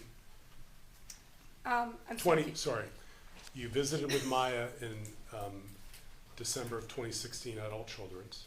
I believe it was before December that I met with her as a collateral because it was early on in the process. I could go back and look at the notes, but it had to probably be, I would say in probably early November that I went up there just to meet with her. At that point, I even previously testified when they inquired about her. I was using her as a collateral. I didn't do any type of assessment, in that meeting with her. It was the evaluation was later. After you completed your evaluation of Maya and completed your report, you continued to work with Mr. Anderson's office on this case, true? I believe around 2020, I participated. I could give you the date. It was around 3 or 4 years ago. They asked me to participate in a call, which I did. I know both attorneys' offices and have requested some information from me, records. And then just prior to this trial, I was deposed, I believe, by All Children's. And then today I was subpoenaed by them, and everybody compensated me for my time. So let me ask you just a couple questions about Sure. your report, which is, in Clay, if you'll put it up, it's Joint Exhibit 2006, and I'll go to page 11. And it's going to be the under summary and recommendations, the second paragraph. I think it's the third sentence. It starts with the Department of Children and Families. Yes. And these are your words, correct, that you're writing here? Yes, this is my report. And you wrote that, quote, the Department of Children and Families intervened and cut off Maya's contact with her parents, siblings, treating doctors, therapists, priests, and friends. That's what you found, correct? That was my understanding at the time. Okay. Your understanding was it was the Department of Families intervention that cut off that communication, correct? That was my understanding. Let me ask you about some of the records that you reviewed? Well, let me back up for a minute. You understood that All Children's could not discharge Maya without a court order, correct? Objection. Legal basis. It's beyond the scope and it's delving into issues that's subject to an order of limine. Overruled on that question. I don't recall the specifics, but I do know, because I wasn't at all the dependency hearings, I tested a few times, and I know that there were attorneys from All Children's, as well as the dependency attorneys. The family had different attorneys, and the Department of Children and Families had several. And I know at some point, I do recall, there was this issue of not being able to discharge. I didn't really follow it all, but I do recall something about being an issue with that. Let me go back to your report since we have it on the screen. And I'll probably jump around from time That's to okay. time. That's okay. So let me ask you about the last sentence that you wrote. It says, no less than 3 medical doctors have diagnosed her medical condition, and no less than 3 mental health professionals have evaluated Maya, none of whom have confirmed a diagnosis of factitious disorder. Those were your words? Yes. The 3 doctors you spoke to were Dr. Kirkpatrick, Dr. Hanna, and Dr. Chopra, correct? I did not speak to Dr. Chopra. I testified that when I reviewed his report, and then I reviewed a neurology report. I think I referenced her. I can't remember. I think it is Dr. Barr, maybe, that had diagnosed her with CRPS as well. Your statement, though, about who diagnosed Maya with CRPS was based on those 3, correct? Yes. You did have records from a physician that had diagnosed factitious disorder. Did you know that? I believe recalling that, I do recall maybe early on seeing some of that. Okay, because you didn't put in your report to the court or who would read this that there were physicians who diagnosed factitious disorder, did you? I recall specifically reviewing the records that there were some rule outs in one of the physicians. I don't know if I recall specifically the diagnosis, but I know that the thing that I kept testifying to in the hearings is I think they need to figure out, I was being told the child had a medical issue and that they need to figure out what, if she did or not, in order to find the appropriate diagnosis, because as a psychologist, I cannot make certain diagnoses if there is a medical condition that's causing the symptomology. Clay, if you'll put up Defense Exhibit 3047-10. Is this an evidence? The Tampa General records? It's not evidence. Oh, okay.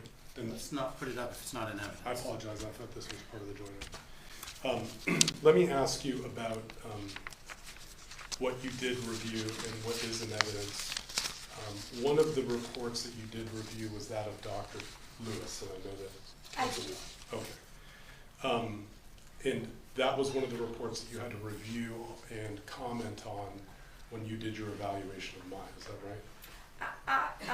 I did review it. In fact, one of the things he specifically requested in that evaluation was the person evaluating the mother have that evaluation. This is in evidence, Your Honor, Joint Exhibit 1046. Clay, if you could put that up, paragraph, and go to page 7, please. And just for the purpose of background for this jury, Dr. Lewis performed his psychological evaluation of Maya while she was at All Children's Hospital, true? That was my impression from reading it, because they said a nurse was there, but I never specifically asked where the evaluation took place. Okay. Well, I'll represent to you that Dr. Lewis met with Maya at All Children's. Okay. And let me ask you about 2/3 of the way down the page about a statement that Dr. Lewis records. It starts open quotes, my mom. Clay, if you could point that out, please. It says, my mom, and I'll represent to you, this was what Dr. Lewis is quoting what Maya told him, okay? Mm-hmm. My mom and the doctor in Tampa said I got RSD because of my asthma attacks. I don't know what to believe because I really don't want to have RSD, and also I really don't want to go back on all of those pills or have the ketamine anymore. But I'm afraid to tell my mom how I really feel because I don't want her to be more sad and upset than she really is. Did you read that in Dr. Lewis's report? I did. Okay. Let me ask you if you also read in Dr. Lewis's report, and I'll go up, Clay, where the paragraph that starts Maya further states, the last sentence, Maya reported to Dr. Lewis, it says, I can't be sure because I don't remember things like I used to. After I went to Mexico and they put me in a coma and my memory got bad, did you read that as part of Dr. Lewis's report? I did. I read the entirety of the report. At the top of the page, did you see that Maya had told Dr. Lewis that she understood that going to Mexico for her ketamine coma unfortunately carried a 50% risk of death? I did read that. And did you factor that into your evaluation as well? I did. I will note, though, I did not discuss any of this with Maya when I did the collateral interview. When I interviewed her, it was like 2.5 months later. I mean, I've got the dates in front of me. And I referenced some of the comments about Dr. Lewis because I had spoken with her. And it's referenced in my report that she denied making some of these statements to me. Okay, so we'll get to that in a moment, but let me ask one of the other statements that she made that you may have discussed. And Clay, it's the last full paragraph on this page that starts, in fact, Maya states. It says, in fact, Maya states, and this is to Dr. Lewis, the psychologist who evaluated all children's, I really want to tell my dad a lot of what we're talking about, but because of what happened to me, getting on those really bad medicines that could have even killed me, I don't get to see my mom right now. I do get to see my dad, but someone has to be in the room with me. I just want to tell him, meaning my dad, that I want my mom to get help. Did you review that? Yes. Okay. Let me ask you about a couple things that you wrote in your report. And you do recall that one of the working diagnoses of Dr. Lewis was factitious disorder by proxy. I do. Okay. Let me ask you a couple questions. I say, I believe when he stated that he's the one that made the referral to the neurologist. Dr. Lewis also said that Maya had an understandable severe anxiety and depressive response when learning about the ketamine infusions in Mexico. Do you remember that? I don't have it in front of me, but I recall it. Okay. Something to that extent if you're reading it in the report.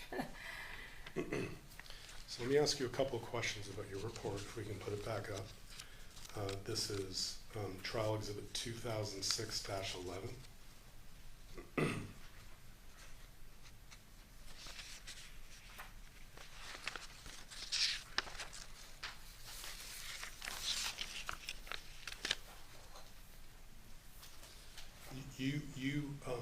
And I just want to make sure I understand this.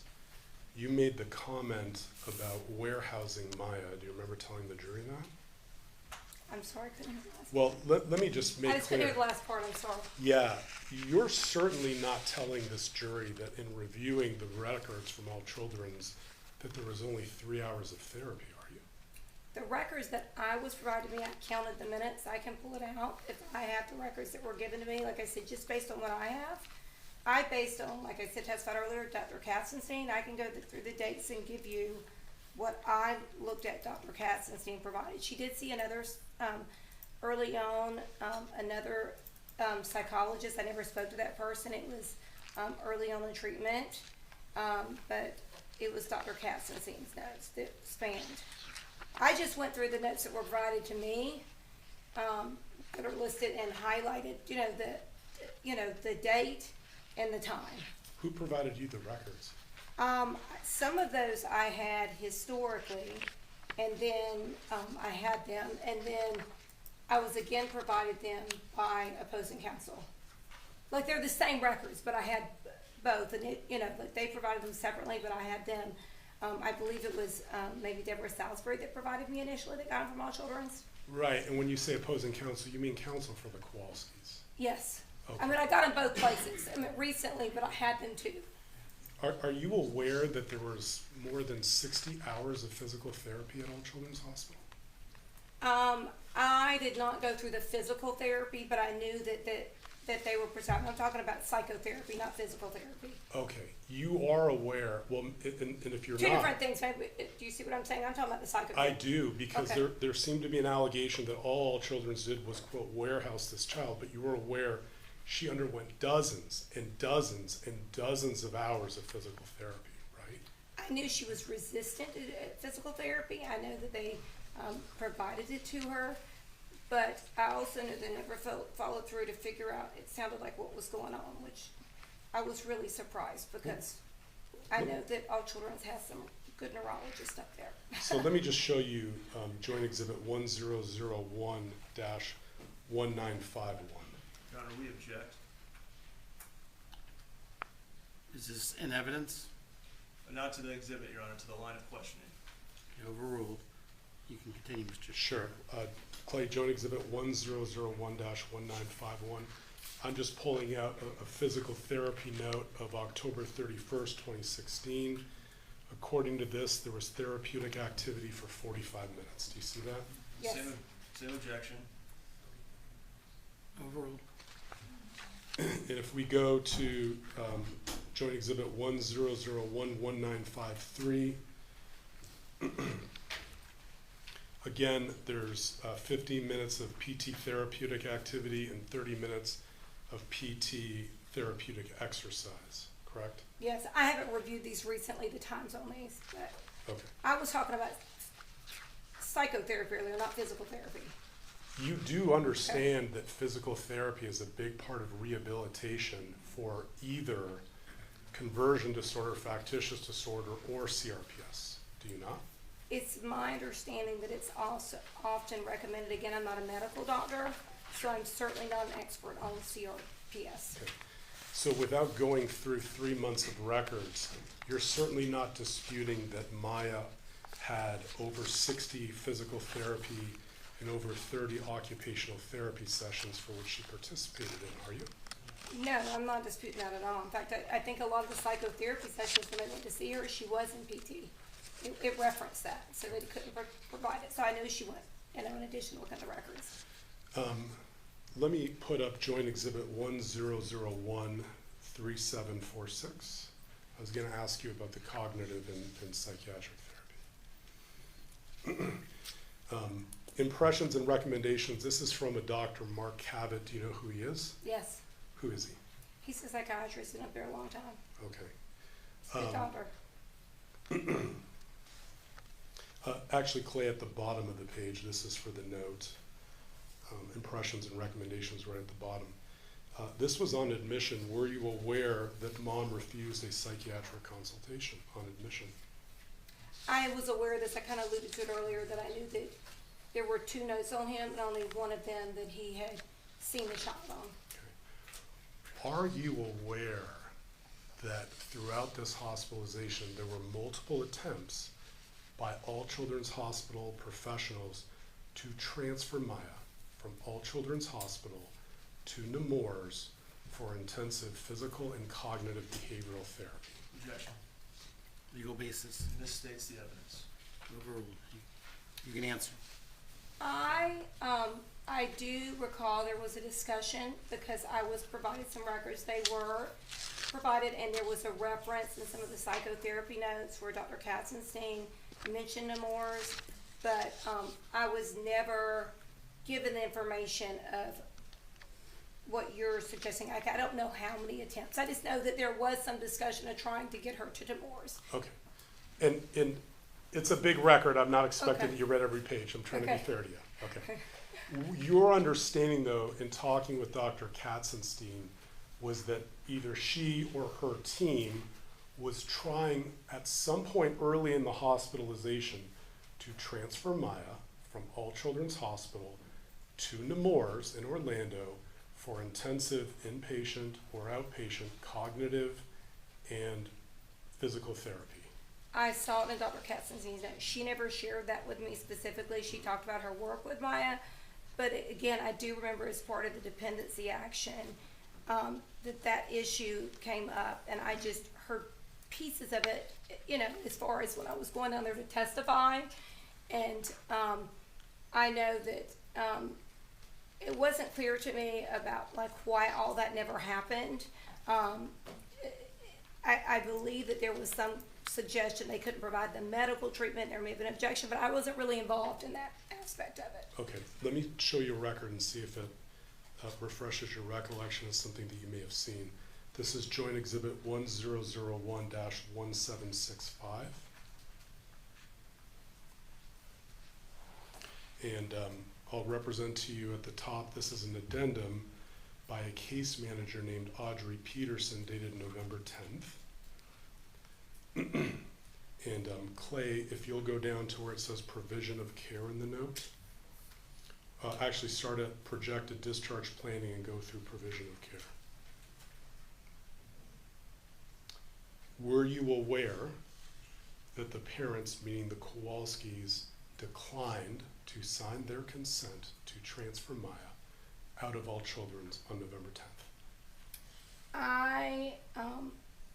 I don't know if I recall that time. Like I said, I recall there being some type of dispute and the child not being transferred, but I do not recall the specifics because And it I was. object to this line of questioning unless we're going to put into evidence the actual document being discussed.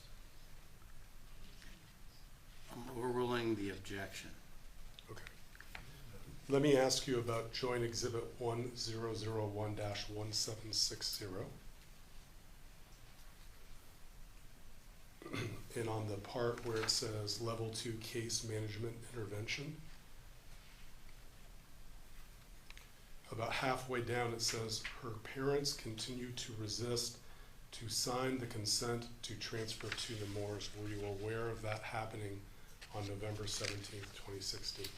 I do not recall if I was aware. Again, all I recall is I know there was a dispute as part of dependency action, and there was some concerns about the medical care, which is beyond my scope, being provided at the facility. But I do know that I received records that I believe they were gonna send the Moores to when they were, I know that placement was explored. But it is my understanding by all, but I didn't know the outcome. Transitioning a bit. You did go to All Children's to visit with Maya the first time, right? Yeah, to interview her. For a visitation you were allowed in, right? Yes, You understood, though, that you couldn't do a diagnostic workup and treatment without staff privileges. I did, and I've testified to that before when they asked me questions about her after the collateral interview. Right. That's not unique to All Children's. That's all hospitals. Yes, it is. In fact, when I called, I knew it's a lengthy process because I've been on staff at a couple of hospitals. And so, when I called up there initially, I did not anticipate, I inquired about it, like, actually it was later that I inquired because the collateral didn't need to be on staff, but I was not surprised that it was not a quick process. Okay. When you first went to All Children's, I believe let me ask you, Kathy Betty greeted you and brought you to Maya, correct? I don't recall if she greeted me, but I think I testified earlier that I believe she is the one I spoke to. They go to my notes, but they, made arrangements for me, like I didn't have any difficulty finding her or anything like that. And that was my question. Yeah. The process from when you went to All Children's to meet with Maya, it was smooth, right? I had no issues in going up there, checking in. They helped me find the rec room. They offered to try to find me a room because it was a Saturday. A lot of the stuff was closed down. And that's when I said, I think this will be, fine. Maya was fine, and I testified earlier about the corridor. It was, there weren't people around. And I stayed about an hour, and I let them know when I was leaving. I, walked her back to the rec room. Okay. You then saw Maya again at the courthouse on January 6th, correct? That date sounds correct on the report in front of me. But In your evaluation of Maya was at the courthouse? it was. Okay. During either interview with Maya, and just for the sake of speeding up, either meeting her at All Children's or evaluating her at the courthouse, did Maya ever complain to you about physical abuse? She never used the word physical abuse or suggested anything to me of that nature, I'm a mandatory reporter, which everybody has informed me of. I would have had to call the abuse hotline, and I would have notified everybody. I know you don't have to, but that's my policy. Okay. If you had, because you're a mandatory reporter, if you had even a reasonable suspicion of some type of abuse of Maya occurring at All Children's, you would have brought that to attention of All Children's and called the abuse hotline. I would have told all the parties involved because I want them to know that I'm the one that, had to make the report. Okay. So just to be clear, during both interviews with Maya, she never told you that she had ever been touched inappropriately, correct? No, and I believe that was asked that in the deposition as well. Right. And the reason I'm going through it with you again is I can't just play your deposition. No, it's but okay. I'm going through it with you again. Maya never complained to you about being held against her will in a darkened room, correct? No, I never had those conversations. I mean, I reviewed some stuff after the fact, I think, position or maybe, but I was never presented any information during the course of my work with the family. Maya never complained to you about being held in some type of semi-nude photos or anything of that nature, did she? No, not to me directly. Okay. It would have been included in my report. Maya never told you that her rights, her religious rights were being violated, did she? She did not use that term. I will say that during the collateral interview, I testified this earlier, she expressed frustration because people from her congregation were not permitted.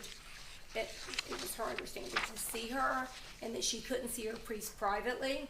And so when she told me about her attorney, and I went back and contacted her attorney because she had an attorney, and relayed what she had shared with me. But just to be very clear for this jury while we're here, during your 2 interviews with Maya, she never told you anything that made you suspicious for either abuse or neglect at All Children's, correct? Not that would be reportable under what we know the statutory definitions of abuse or neglect. Okay. Let me just ask you a couple more questions about your report.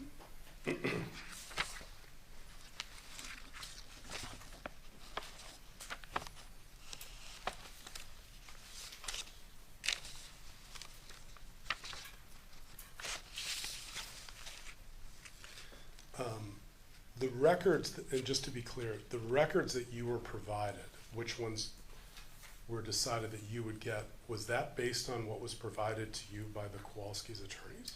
No, if you look at my reports, I actually got a disc of a large number of records too from the Department of Children and Families. I reached out to, they're the ones that I believe that provided me, like, there was some duplication in some of the records. It's listed in the report, on my report, everything that I got and who I got it from. I obtained some individual records myself where I would reach out to the therapist and some of the medical doctors. But the voluminous amount of records either came from Deborah Salisbury or the Department of Children and Families. Mm-hmm. I did reach out to the children's attorney, but I was not provided documents from them, and that's listed in the report.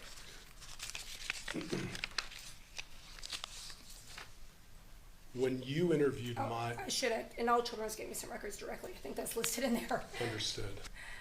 When you interviewed Maya, she did convey to you that she was told that the ketamine coma in Mexico carried a 50-50 risk of death. Without looking at my report, I don't recall specifically what she said, but I knew that she knew there was a high risk of death. That's in my report. That she heard the doctor. She said directly the doctor spoke with her about it. I just don't have it in front of me. I mean, I don't want to misstate something. No, I'm happy to show it to you. That is what your report says. Okay. Then she said that if I said that. Mm-hmm. Let me ask you about your evaluation of Beata. At any time during your evaluation of her, did she express any suicide ideation at all? She did not. Okay. And based on your assessment of her, did you consider her to be suicidal? I did not. I would have taken further action if I thought somebody was at immediate risk for self-harm. As a mental health professional, I can make her act. But she never even described having thoughts of death to me, much less a plan. One moment, Your Honor.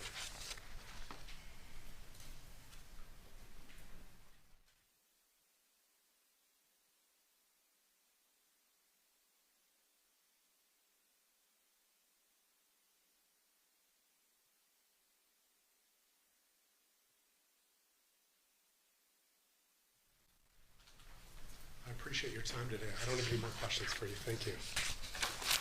Mr. Wood? Were you aware that the only person in this admission at Johns Hopkins All Children's Hospital that claimed to have diagnosed Munchausen by proxy was Dr. Sally Smith? I don't recall seeing anyone else making that diagnosis, other than Sally Smith. And you're aware that she's a rotation director for the residency program at Johns Hopkins All Children's Hospital?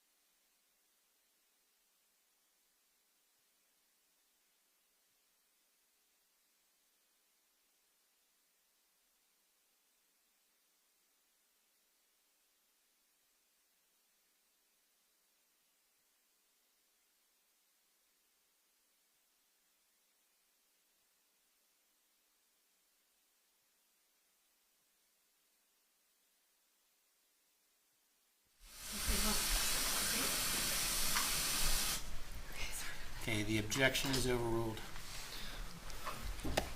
So Sally Smith is the rotation director for the residency program at Johns Hopkins All Children's Hospital. I do not recall being aware of that specific appointment, but I know that she had some affiliation with them. And you're aware that she had staff privileges at the hospital? That was my understanding when I said affiliation. And you're aware that she serves on multiple executive committees at the hospital? Back to the leading, Your Honor. I'm going to sustain the leading. Are you aware that Dr. Sally Smith serves on multiple executive committees at the hospital? I do not know if I'm aware of that, but again, I knew that she did some work at the hospital and that she had privileges. So there was a lot of discussion about Dr. Lewis and him coming in to evaluate Maya at the hospital. Are you aware that the hospital was directed to conduct a neuropsychological evaluation? I do not recall specifically that the hospital was directed. I knew that I got his evaluation because Dr. Caston seems a neuropsychologist as well. Are you aware that Dr. Sally Smith handpicked Dr. Lewis to come and do the neuropsychological evaluation? Your Honor, I just object to the leading. I'd like the witness, anyway, object to the leading. Okay, sustained on leading. Are you aware how Dr. Lewis was selected to perform the neuropsychological evaluation at the hospital? I recall reading in some of the information, I believe it may have been in his report, I don't have it in front of me, that the referral, Dr. Smith made a referral. All right. I am aware of that. And so several statements were put on the screen about what Maya allegedly said to Dr. Lewis. Are you aware that Maya disputes Dr. Lewis's reporting? She disputed some of that specific reporting to me, so I'm aware of some of that. And earlier you testified, I think on my questions, that, and perhaps on counsel's questions, that you, subject to request from the hospital, provided your raw testing data and the totality of your file for these psychological evaluations, did you not? It was for Maya's, I believe, the raw test data. I believe they had a hearing, and All right, so Dr. Lewis makes these statements which Maya disputes. Are you aware that when a request was made to Dr. Lewis for his raw testing data and notes, he claimed to have lost them? Object to the leading again, Your Honor. I'm not aware I'm of going to any, overrule that one. I'm not aware of any records requests other than what was made to my office. So have you ever seen the notes or a recording of the interview or raw testing data from Dr. Lewis? I've only seen his written product, the report.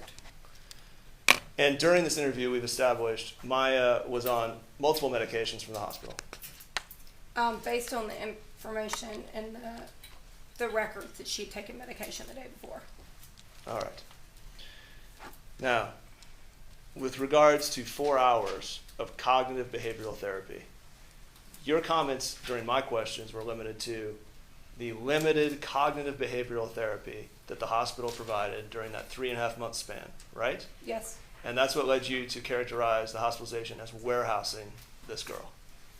Yes, and the fact that my understanding is that Dr. Lewis recommended the neurological consult, and throughout the entire process, everybody said a neurologist would be the one to rule out the diagnosis or confirm that the medical doctors were telling me I'm not qualified to do that. And the information provided to me is that that never happened. And so you were confronted a minute ago with a bunch of physical therapy and occupational therapy records. You never expressed any opinion on the adequacy of occupational therapy or physical therapy at the hospital, did you? No. And in everything they presented you, did they confront you in any way with any additional cognitive behavioral therapy record to dispute the 4-hour figure that you tallied? No, like I just said, the information I have was a duplicate of what I'd previously gotten that y'all provided me with regarding to the psychological and psychiatry notes. The problem that you were pointing out, if I understood you correctly, was that they were alleging that Maya had a psychological disorder. Meanwhile, they provided 4 hours of psychological therapy over 3.5 months. It's leading in, ask and answer. I'm just standing ask and answer. What is the problem with alleging that a 10-year-old girl has a psychological disorder but not providing therapy, if there is a problem with that? Well, I think at a minimum, even though I didn't evaluate Maya early on, at a minimum she was on a psychotherapy regimen of getting it weekly. So I would have expected them at least to start with that, and then if she made significant improvements, they might, titrate the therapy, go to both bi-weekly or less frequently. And I think that even whether her issues were psychological exclusively, as some people are taking the position of, or whether it was a medical problem and there were some psychological problems interrelated, secondary, I think certainly the professionals that worked with her in the mental health field, Dr. Katzenstein was even seeing this child was very distressed over a lot of the circumstances. And I think that there was a lot of documentation where, I didn't do the PT, that she got PT because they would go to get psychotherapy and she would be gone, but then there was no makeup session in the hospital. All right, last area. There was discussion about these attempts to transfer Maya Kowalski to Nemours. Are you aware of the transfer diagnosis that the hospital actually tried to transfer her under to Nemours? I think I said earlier, I don't recall the specifics of it. It's been a long time. I just knew that there was some dispute on whether it was going to be an appropriate placement based on, I think that there were some concerns about parents had on whether they could do medical. It wasn't clear to me. I just knew the child never got moved. It wasn't clear to me all the dynamics between all children's, maybe the dependency action and the parents. I wasn't privy to all that. And so you weren't aware that Johns Hopkins All Children's Hospital was trying to force a transfer? I object to the foundation. She just said she's not aware, and now he's about to give her a leading question to suggest what she's not aware of. Were you aware of Beata Kowalski's sensitivity to having Maya Kowalski diagnosed with a psychiatric or psychological disorder? I was aware from my work with Beata that she was concerned that the medical issues, that she had a real medical problem that was being dismissed and labeled strictly psychological. I did not get the impression in my evaluation of her that she was against any type of therapy or intervention. In fact, her therapist reported to me, and it was in the notes, that her and Maya's dad consistently brought Maya to therapy sessions for therapy after having the illness diagnosed. All right, so we know that Dr. Katzenstein believed that this child had a physical condition, right? So she told me. All right, assume for the purposes of this question that Johns Hopkins All Children's Hospital is trying to transfer Maya Kowalski, not with a physical diagnosis, but with a psychiatric diagnosis. knowing what you know about Beata Kowalski, would it make sense for her to resist those efforts? Objection to the speculation. Sustained. Are you aware of a phone call that was recorded regarding this dispute over the discharge diagnosis to Nemours? I don't believe that I ever listened to any phone call or was provided information on that. Like I said, I got limited information because my work was pretty focused on what I was doing as part of. They had a lot of hearings I wasn't involved in.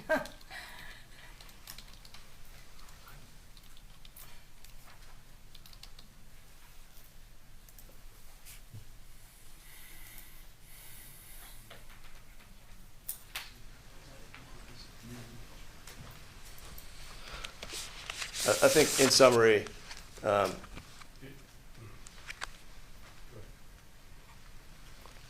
your testimony is that you're not familiar with all of the dispute over what diagnosis the hospital was attempting to transfer Maya to Nemours under. Is that right? True, I had limited information on all the transfer, potential transfer.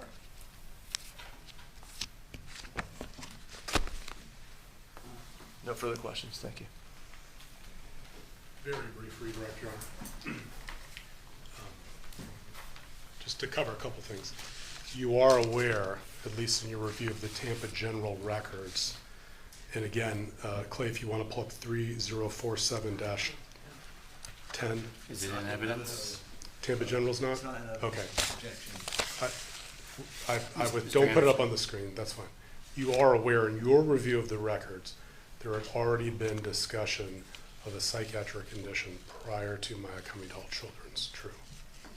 I was aware that there were some of those issues, and the child was aware because she did not like TGH for that reason.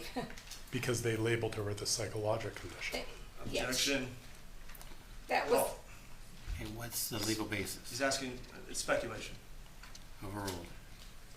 The You can reason answer. Maya didn't like Tampa General is because they had diagnosed her with a psychiatric condition, correct? what I was communicated is that they did not believe her, that she had a medical issue, as the resistance was that they were overlooking some of the medical issues, was my understanding, is why she was upset about them. Just two really quick points. One on your report, Trial Exhibit 2006-10.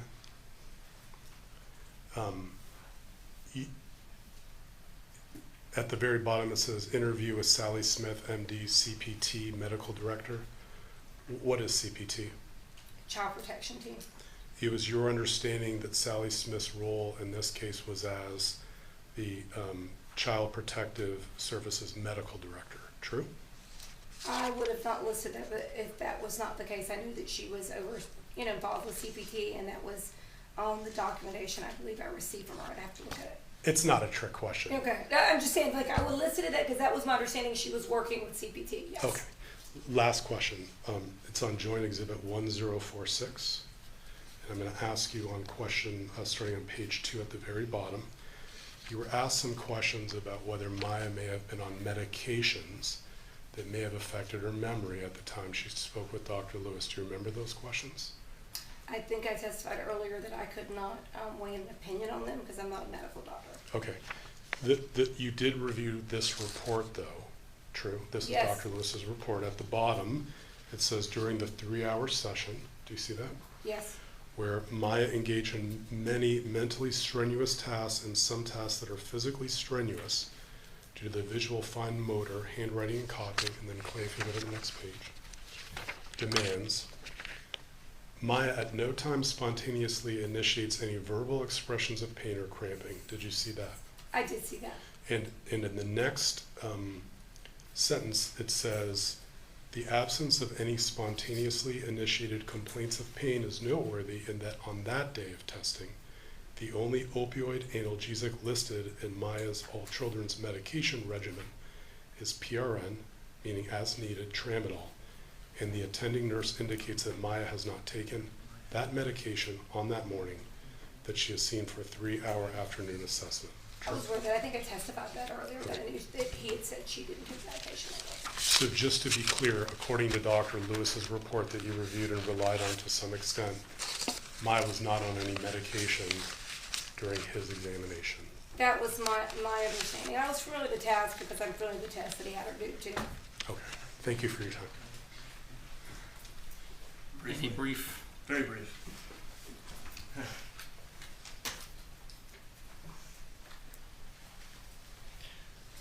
You wouldn't expect that, would you, okay, let me strike that. You met Maya on 2 occasions, correct? Yes. If the record shows that Maya did complain to the doctors at the hospital of physical and sexual abuse on multiple occasions, Objection, Your Honor, move to strike. We're having an approach if we need to.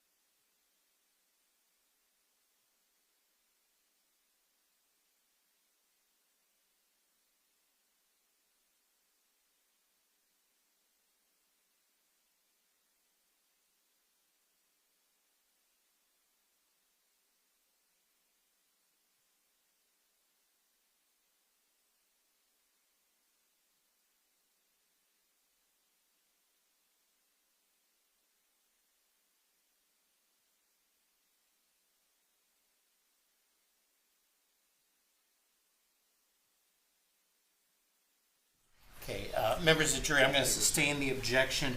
I'm also going to direct you to specifically disregard Mr. Whitney's beginning of the question. Anything else, Mr. Whitney? nothing further, Your Honor. Anything There's further? nothing further. Your Honor. Members of the jury, do you all have any questions? Okay, I've got a couple of them coming on down.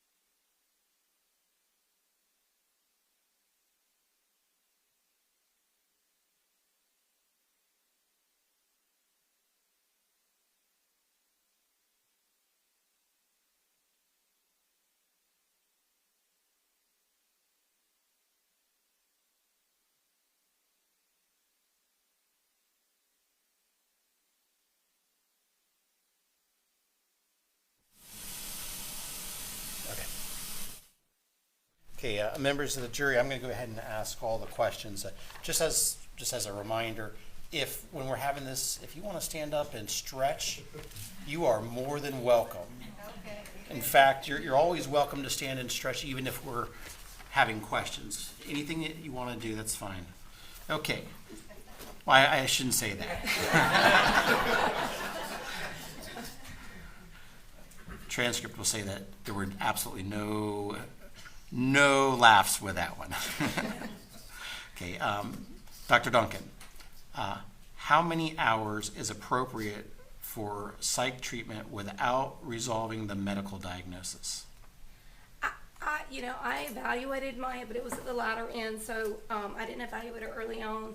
But I would have anticipated they would have started with at least an hour minimum of therapy, because that's what her prior person that was seeing her was providing. So I would have think at that assessment, then they could determine if they need to increase or decrease their frequency. But I was just shocked with the drastic drop, even overall, because she was getting about at least an hour a week before, was my understanding.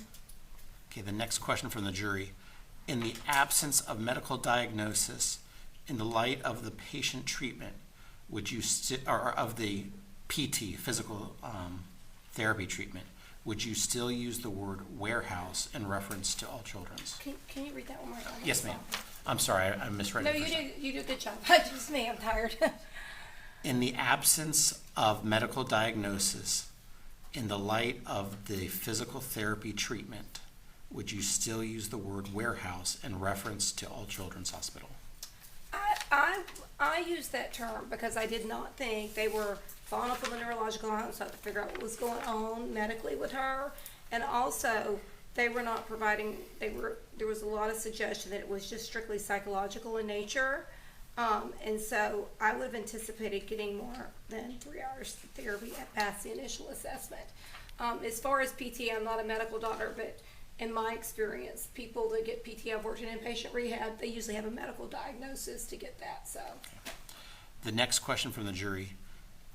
Can collateral interviews be performed with individuals that you deem necessary, or only with individuals that are provided by your client? I do both as part of my evaluation. So, they did in this case list the teachers, but it's not uncommon for people not to list people. And so, in my work, just not in this case, I often ask to speak to individuals that may be not listed that I know are relevant. Obviously, the people can choose to participate or not. The collateral can, but in this case, I believe that all of the collaterals, the majority of them, the family did provide me as far as the professionals and so forth. But I don't recall anybody specifically say, "Can you call Dr. Katzenstein?" And I make the effort to call her. The next question. Do you know if there was an option to apply for temporary privileges at Johns Hopkins All Children's Hospital that would fast track an approval to allow you to evaluate Maya at the hospital, Johns Hopkins All Children's Hospital? My understanding was there wasn't. They just kind of have a meeting, and it's usually 2 or 3 months, because I know that I had some discussions, and it was probably in December. It was prior to me evaluating her, and so there wasn't anything that I was told about, and I couldn't find anything online about it. So I inquired. I think it was actually Catherine Beatty that maybe initially that I had asked about, and she directed me to somebody. Okay. Plaintiffs, any further follow-up questions? Nothing from plaintiffs. No, Your Honor, thank you. Jurors, any further follow-up questions? May Dr. Duncan be excused? Yes. Yes, sir. Okay, thank you. Okay, thank you.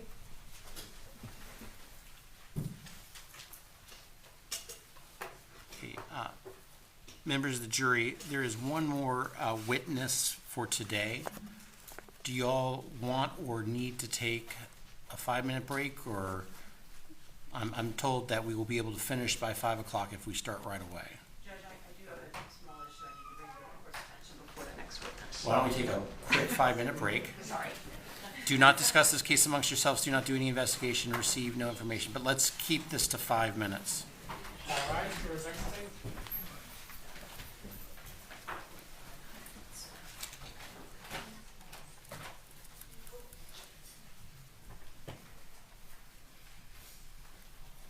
I have the motion earlier.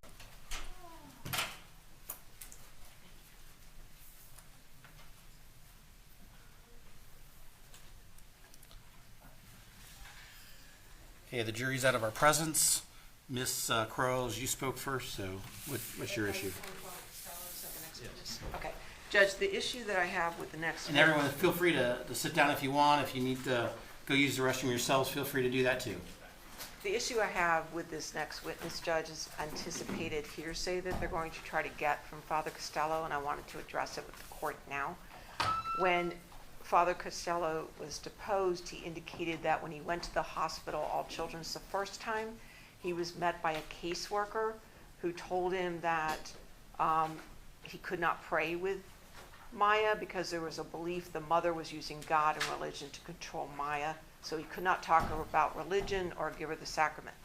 When he was asked who was that caseworker, he said, I don't know. And then he was specifically asked on page 88 of his deposition, do you recall the name of that individual? No, I just remember I met her in the lobby. Do you recall if she worked for the Department of Children and Families? I don't remember, to tell the truth. So he cannot identify this caseworker as somebody that works for the hospital, and I wanted to raise that now and object to that hearsay coming in. It sounds like cross-examination to me, and party admissions do not require a specific statement of who someone was, rather just the circumstances. In this instance, this was their hospital, and he can identify by hair color and what they looked like coming down there and having a lab coat on in order to tell him about this. So I doubt very seriously that the CPT people are walking around Johns Hopkins in a lab coat.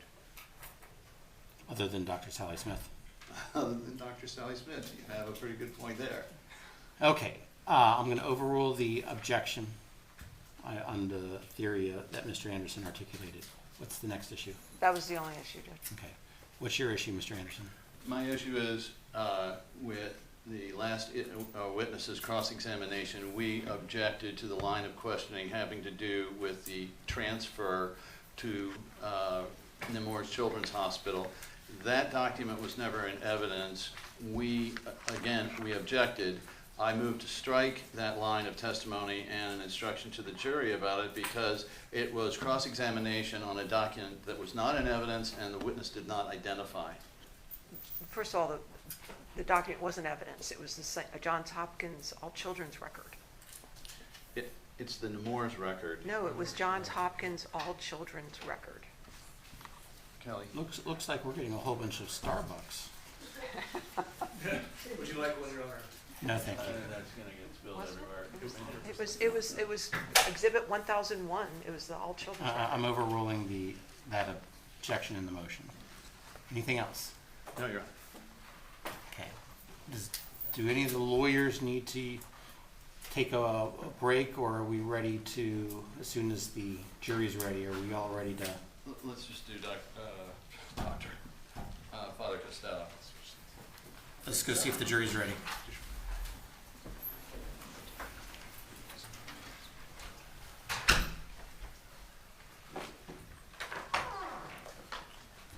Let's be careful with all those drinks. Yes, Your Honor. No. New carpet. Yeah. Good French.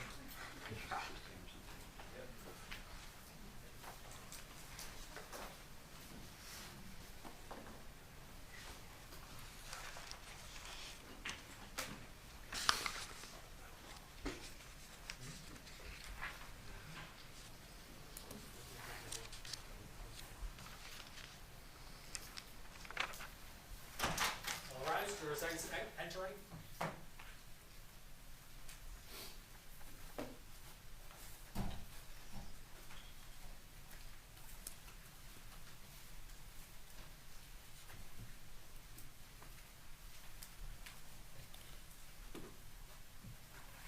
Okay, welcome back, members of the jury. Please be seated. Just want to confirm, while you're away, you did not discuss this case amongst yourselves. You did no investigation and you received no information. Is that all correct? Correct. Mr. Anderson, your next witness, please. Plaintiff's call Father Jack Costello.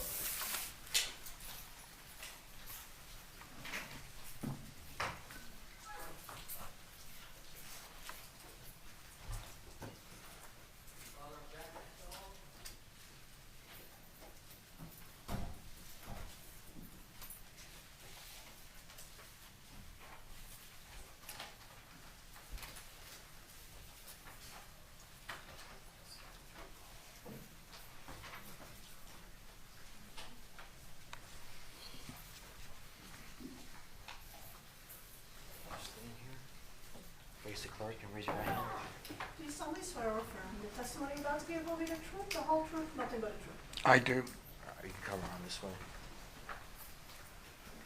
Just have a seat.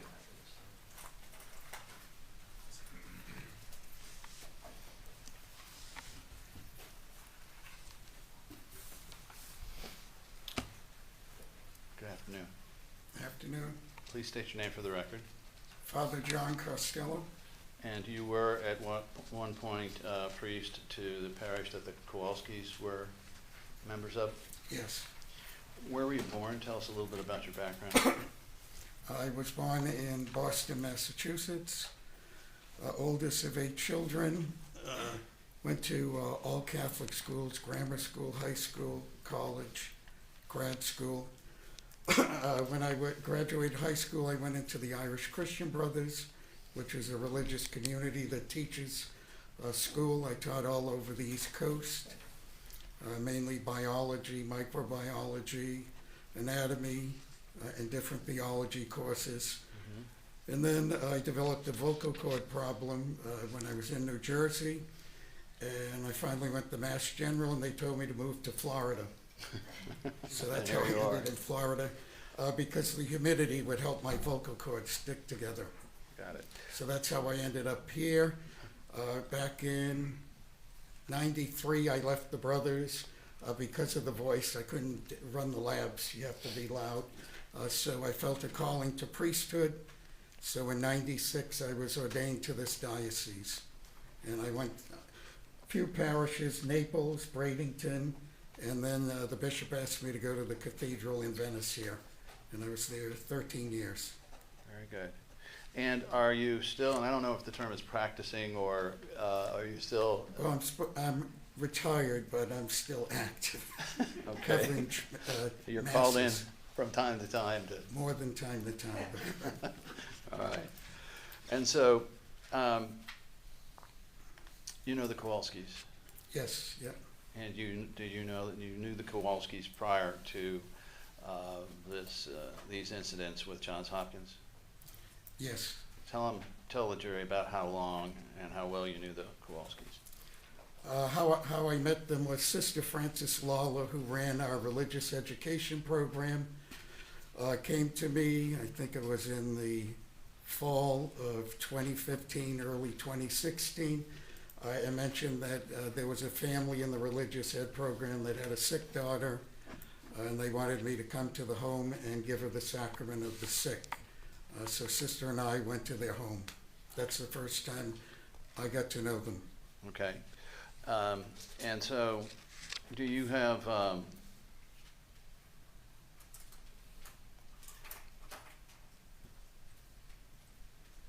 did you see the Kowalskis then at the church, at the parish? Yeah, after that, because I met them, Right. if I had a mass they were at, I'd see Maya there and the family. So approximately how, before all of this occurred, how long had you known them?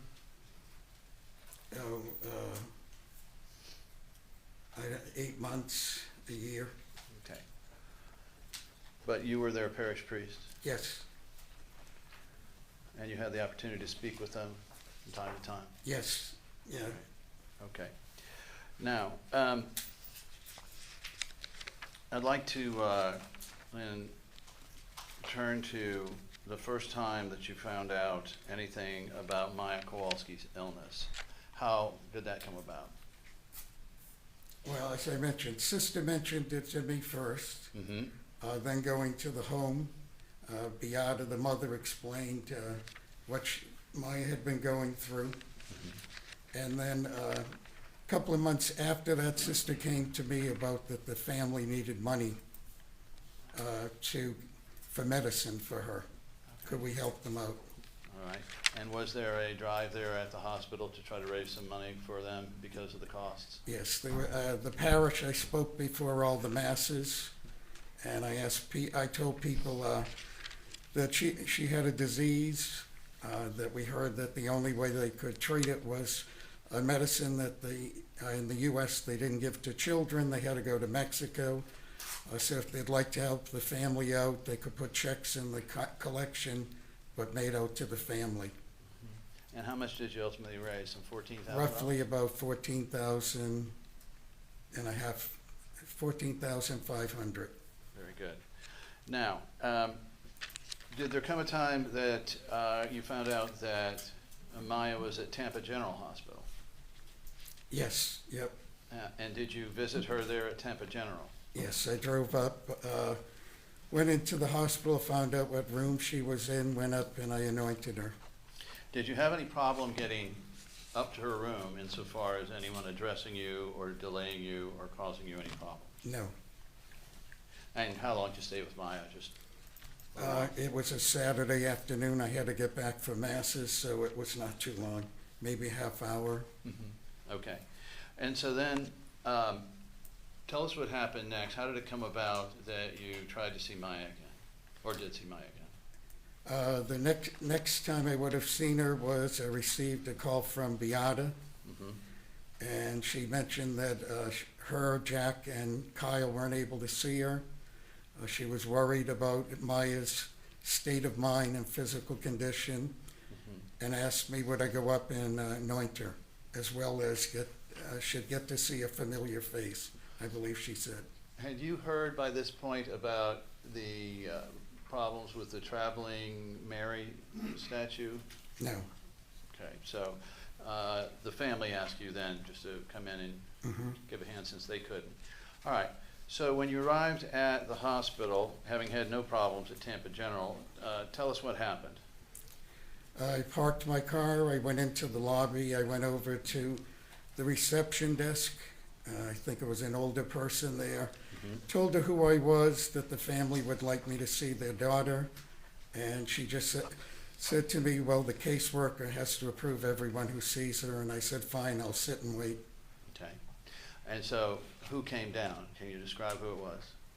It was a lady, middle age, brown hair, Okay. long, and she had on a white coat and I believe a dress.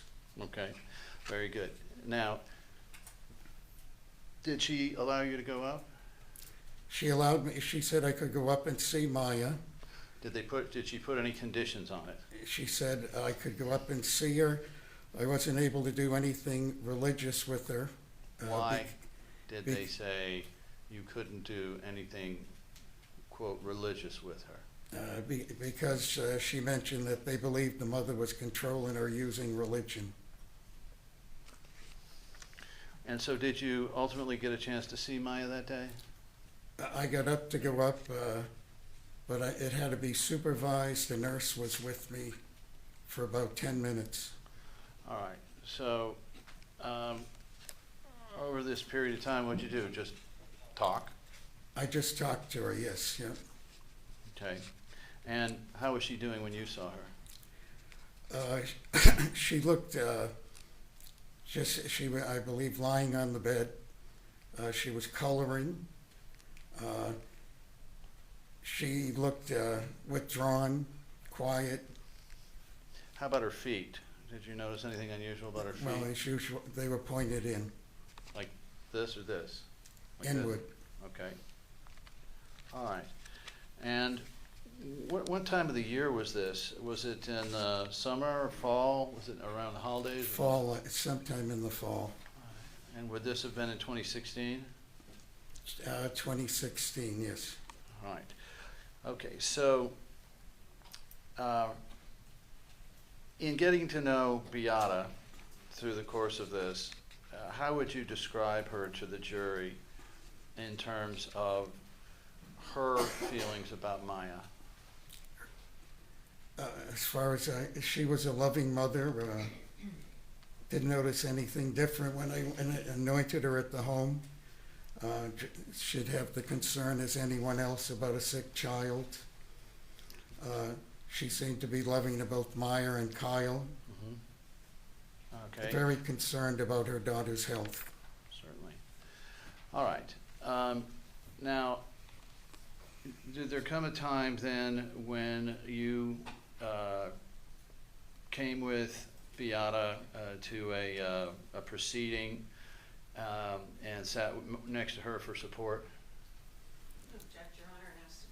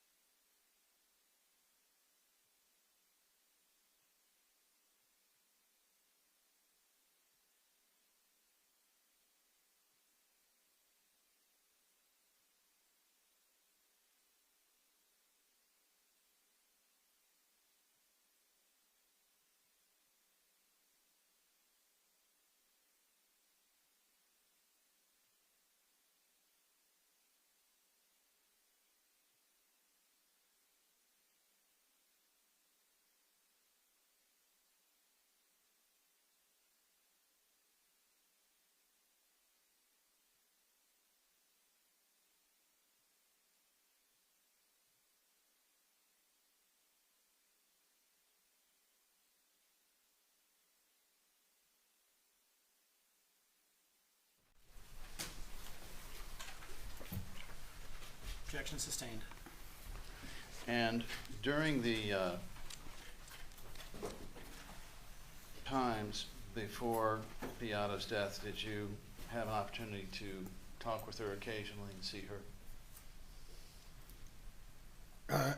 Yes, I had occasion to talk to her.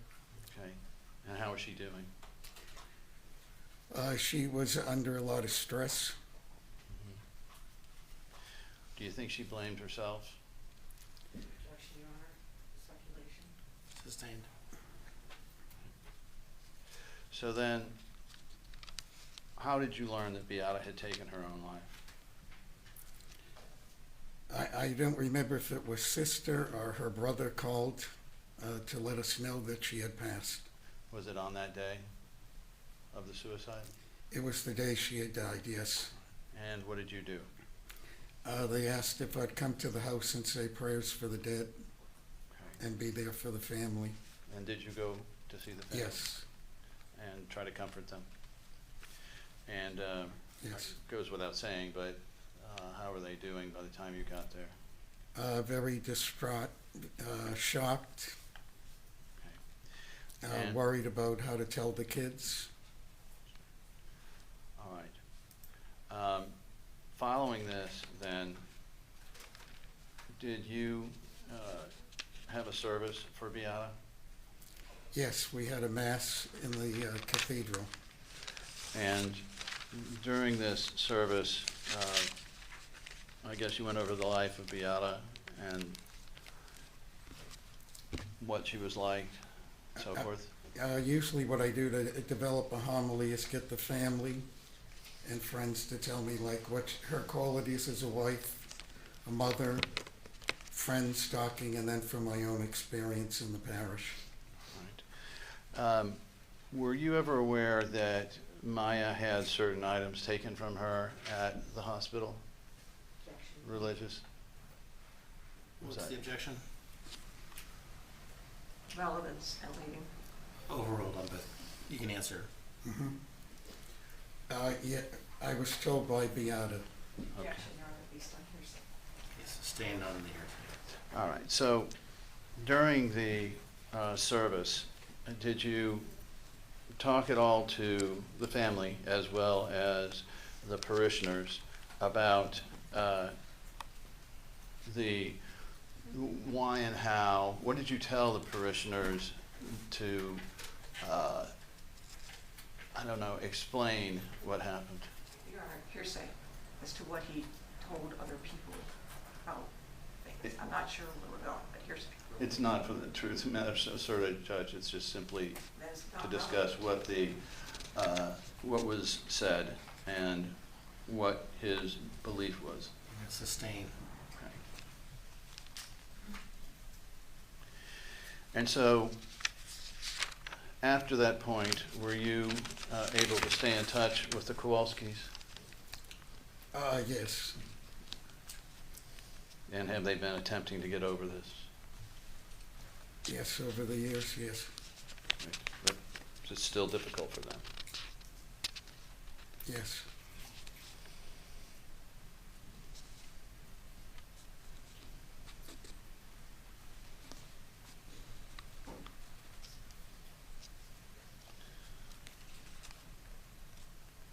Do you believe that from everything you saw and heard from Beata, she was determined to get her daughter out of that situation? Objection. Irrelevant as to his belief. Overruled. You can answer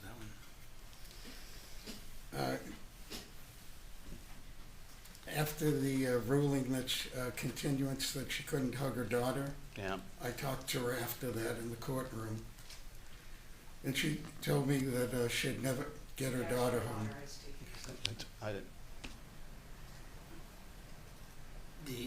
The court sustains the hearsay statements as to what was told to him by Beata Kowalski. But from everything you saw and knew about Beata Kowalski, what was her point of view or goal? Objection, Your Honor. Speculative, based on hearsay.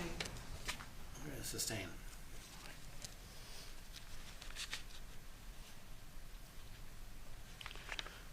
From what you saw and heard, Beata wasn't controlling her daughter with religion, was she?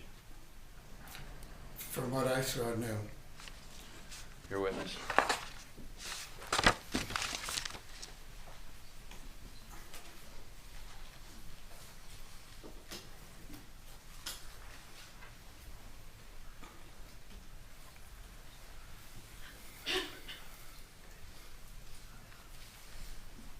Good afternoon, Father. How are you? Good, how are you? You've been here, I saw you in the hallway. You've been waiting a long time to testify. You doing all right? Yep. Okay. Father, I just have a few questions for you. My understanding is that, well, strike that. You described that you went to All Children's on one occasion and that you were met by a caseworker, correct? Correct. Now, it was your understanding before you went that Jack had put you on a list that was approved, correct? No, not that time. Not that time, the next The time? second time I went, yes. Okay, all right. So the first time you went, were you aware that there was a list of people who had been approved to visit with Maya? Objection, Your No. Honor. Calling for testimony on a docket without showing it to the witness, and I don't believe that that docket reflects that. Overruled. You can answer. Okay. Were you aware that DCF had been involved and that there was, in fact, a shelter order in place for the hospital with regard to Maya?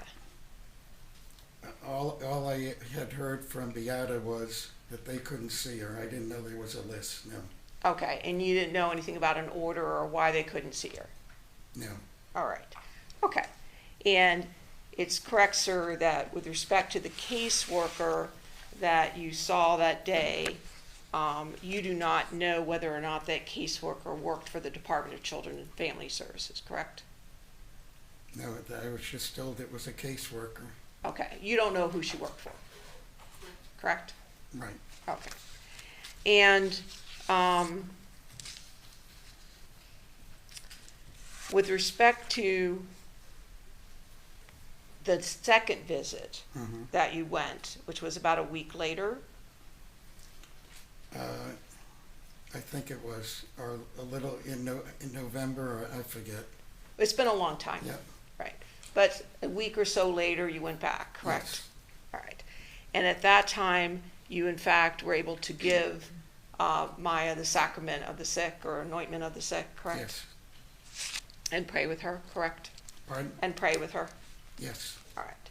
And are you aware, do you have any knowledge as to whether or not the hospital had arranged visits with the hospital chaplain or priest to give communion and pray with Maya? No. Okay.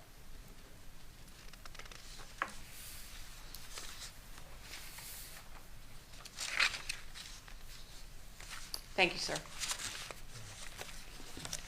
Mr. Anderson, anything further? We were supposed to revisit one ruling under a different exception.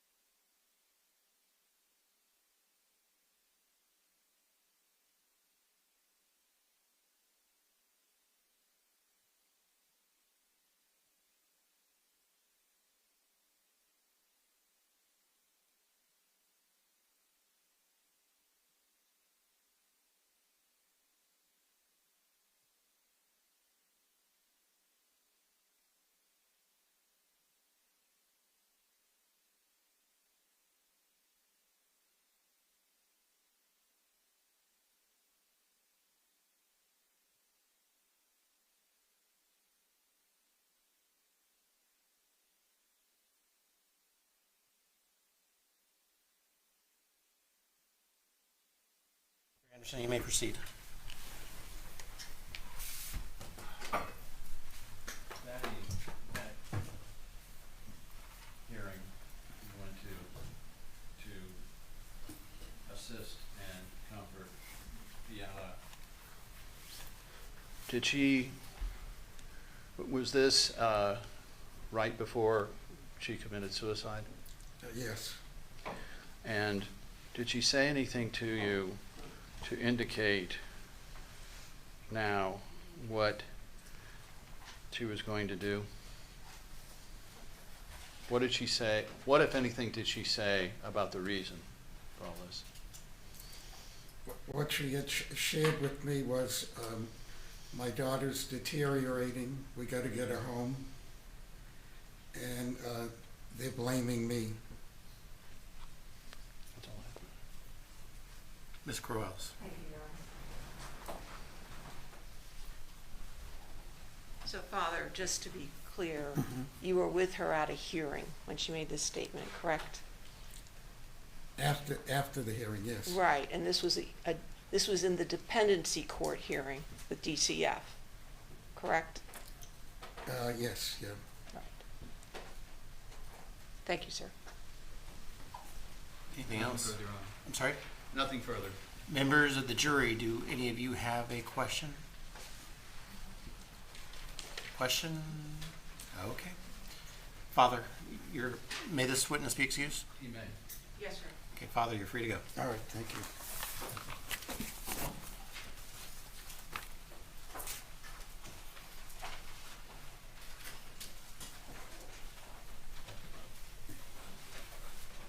Okay, members of the jury, that's going to conclude the testimony for today. Obviously, put your notes back into the red well. My normal statements always apply. Do not discuss this case amongst yourselves. Do not do any investigation and receive no information. As you may recall, on Friday, we talked about how I've got matters that I need to handle outside your presence. So we're not going to have you in tomorrow. So your next day that you're going to be with us is Thursday. So I want you at the rallying point at the same time that Deputy Coley has asked you to be there for previous days. Okay? Have a good 2 days, and we'll see you on Thursday. All rise, jurors exit.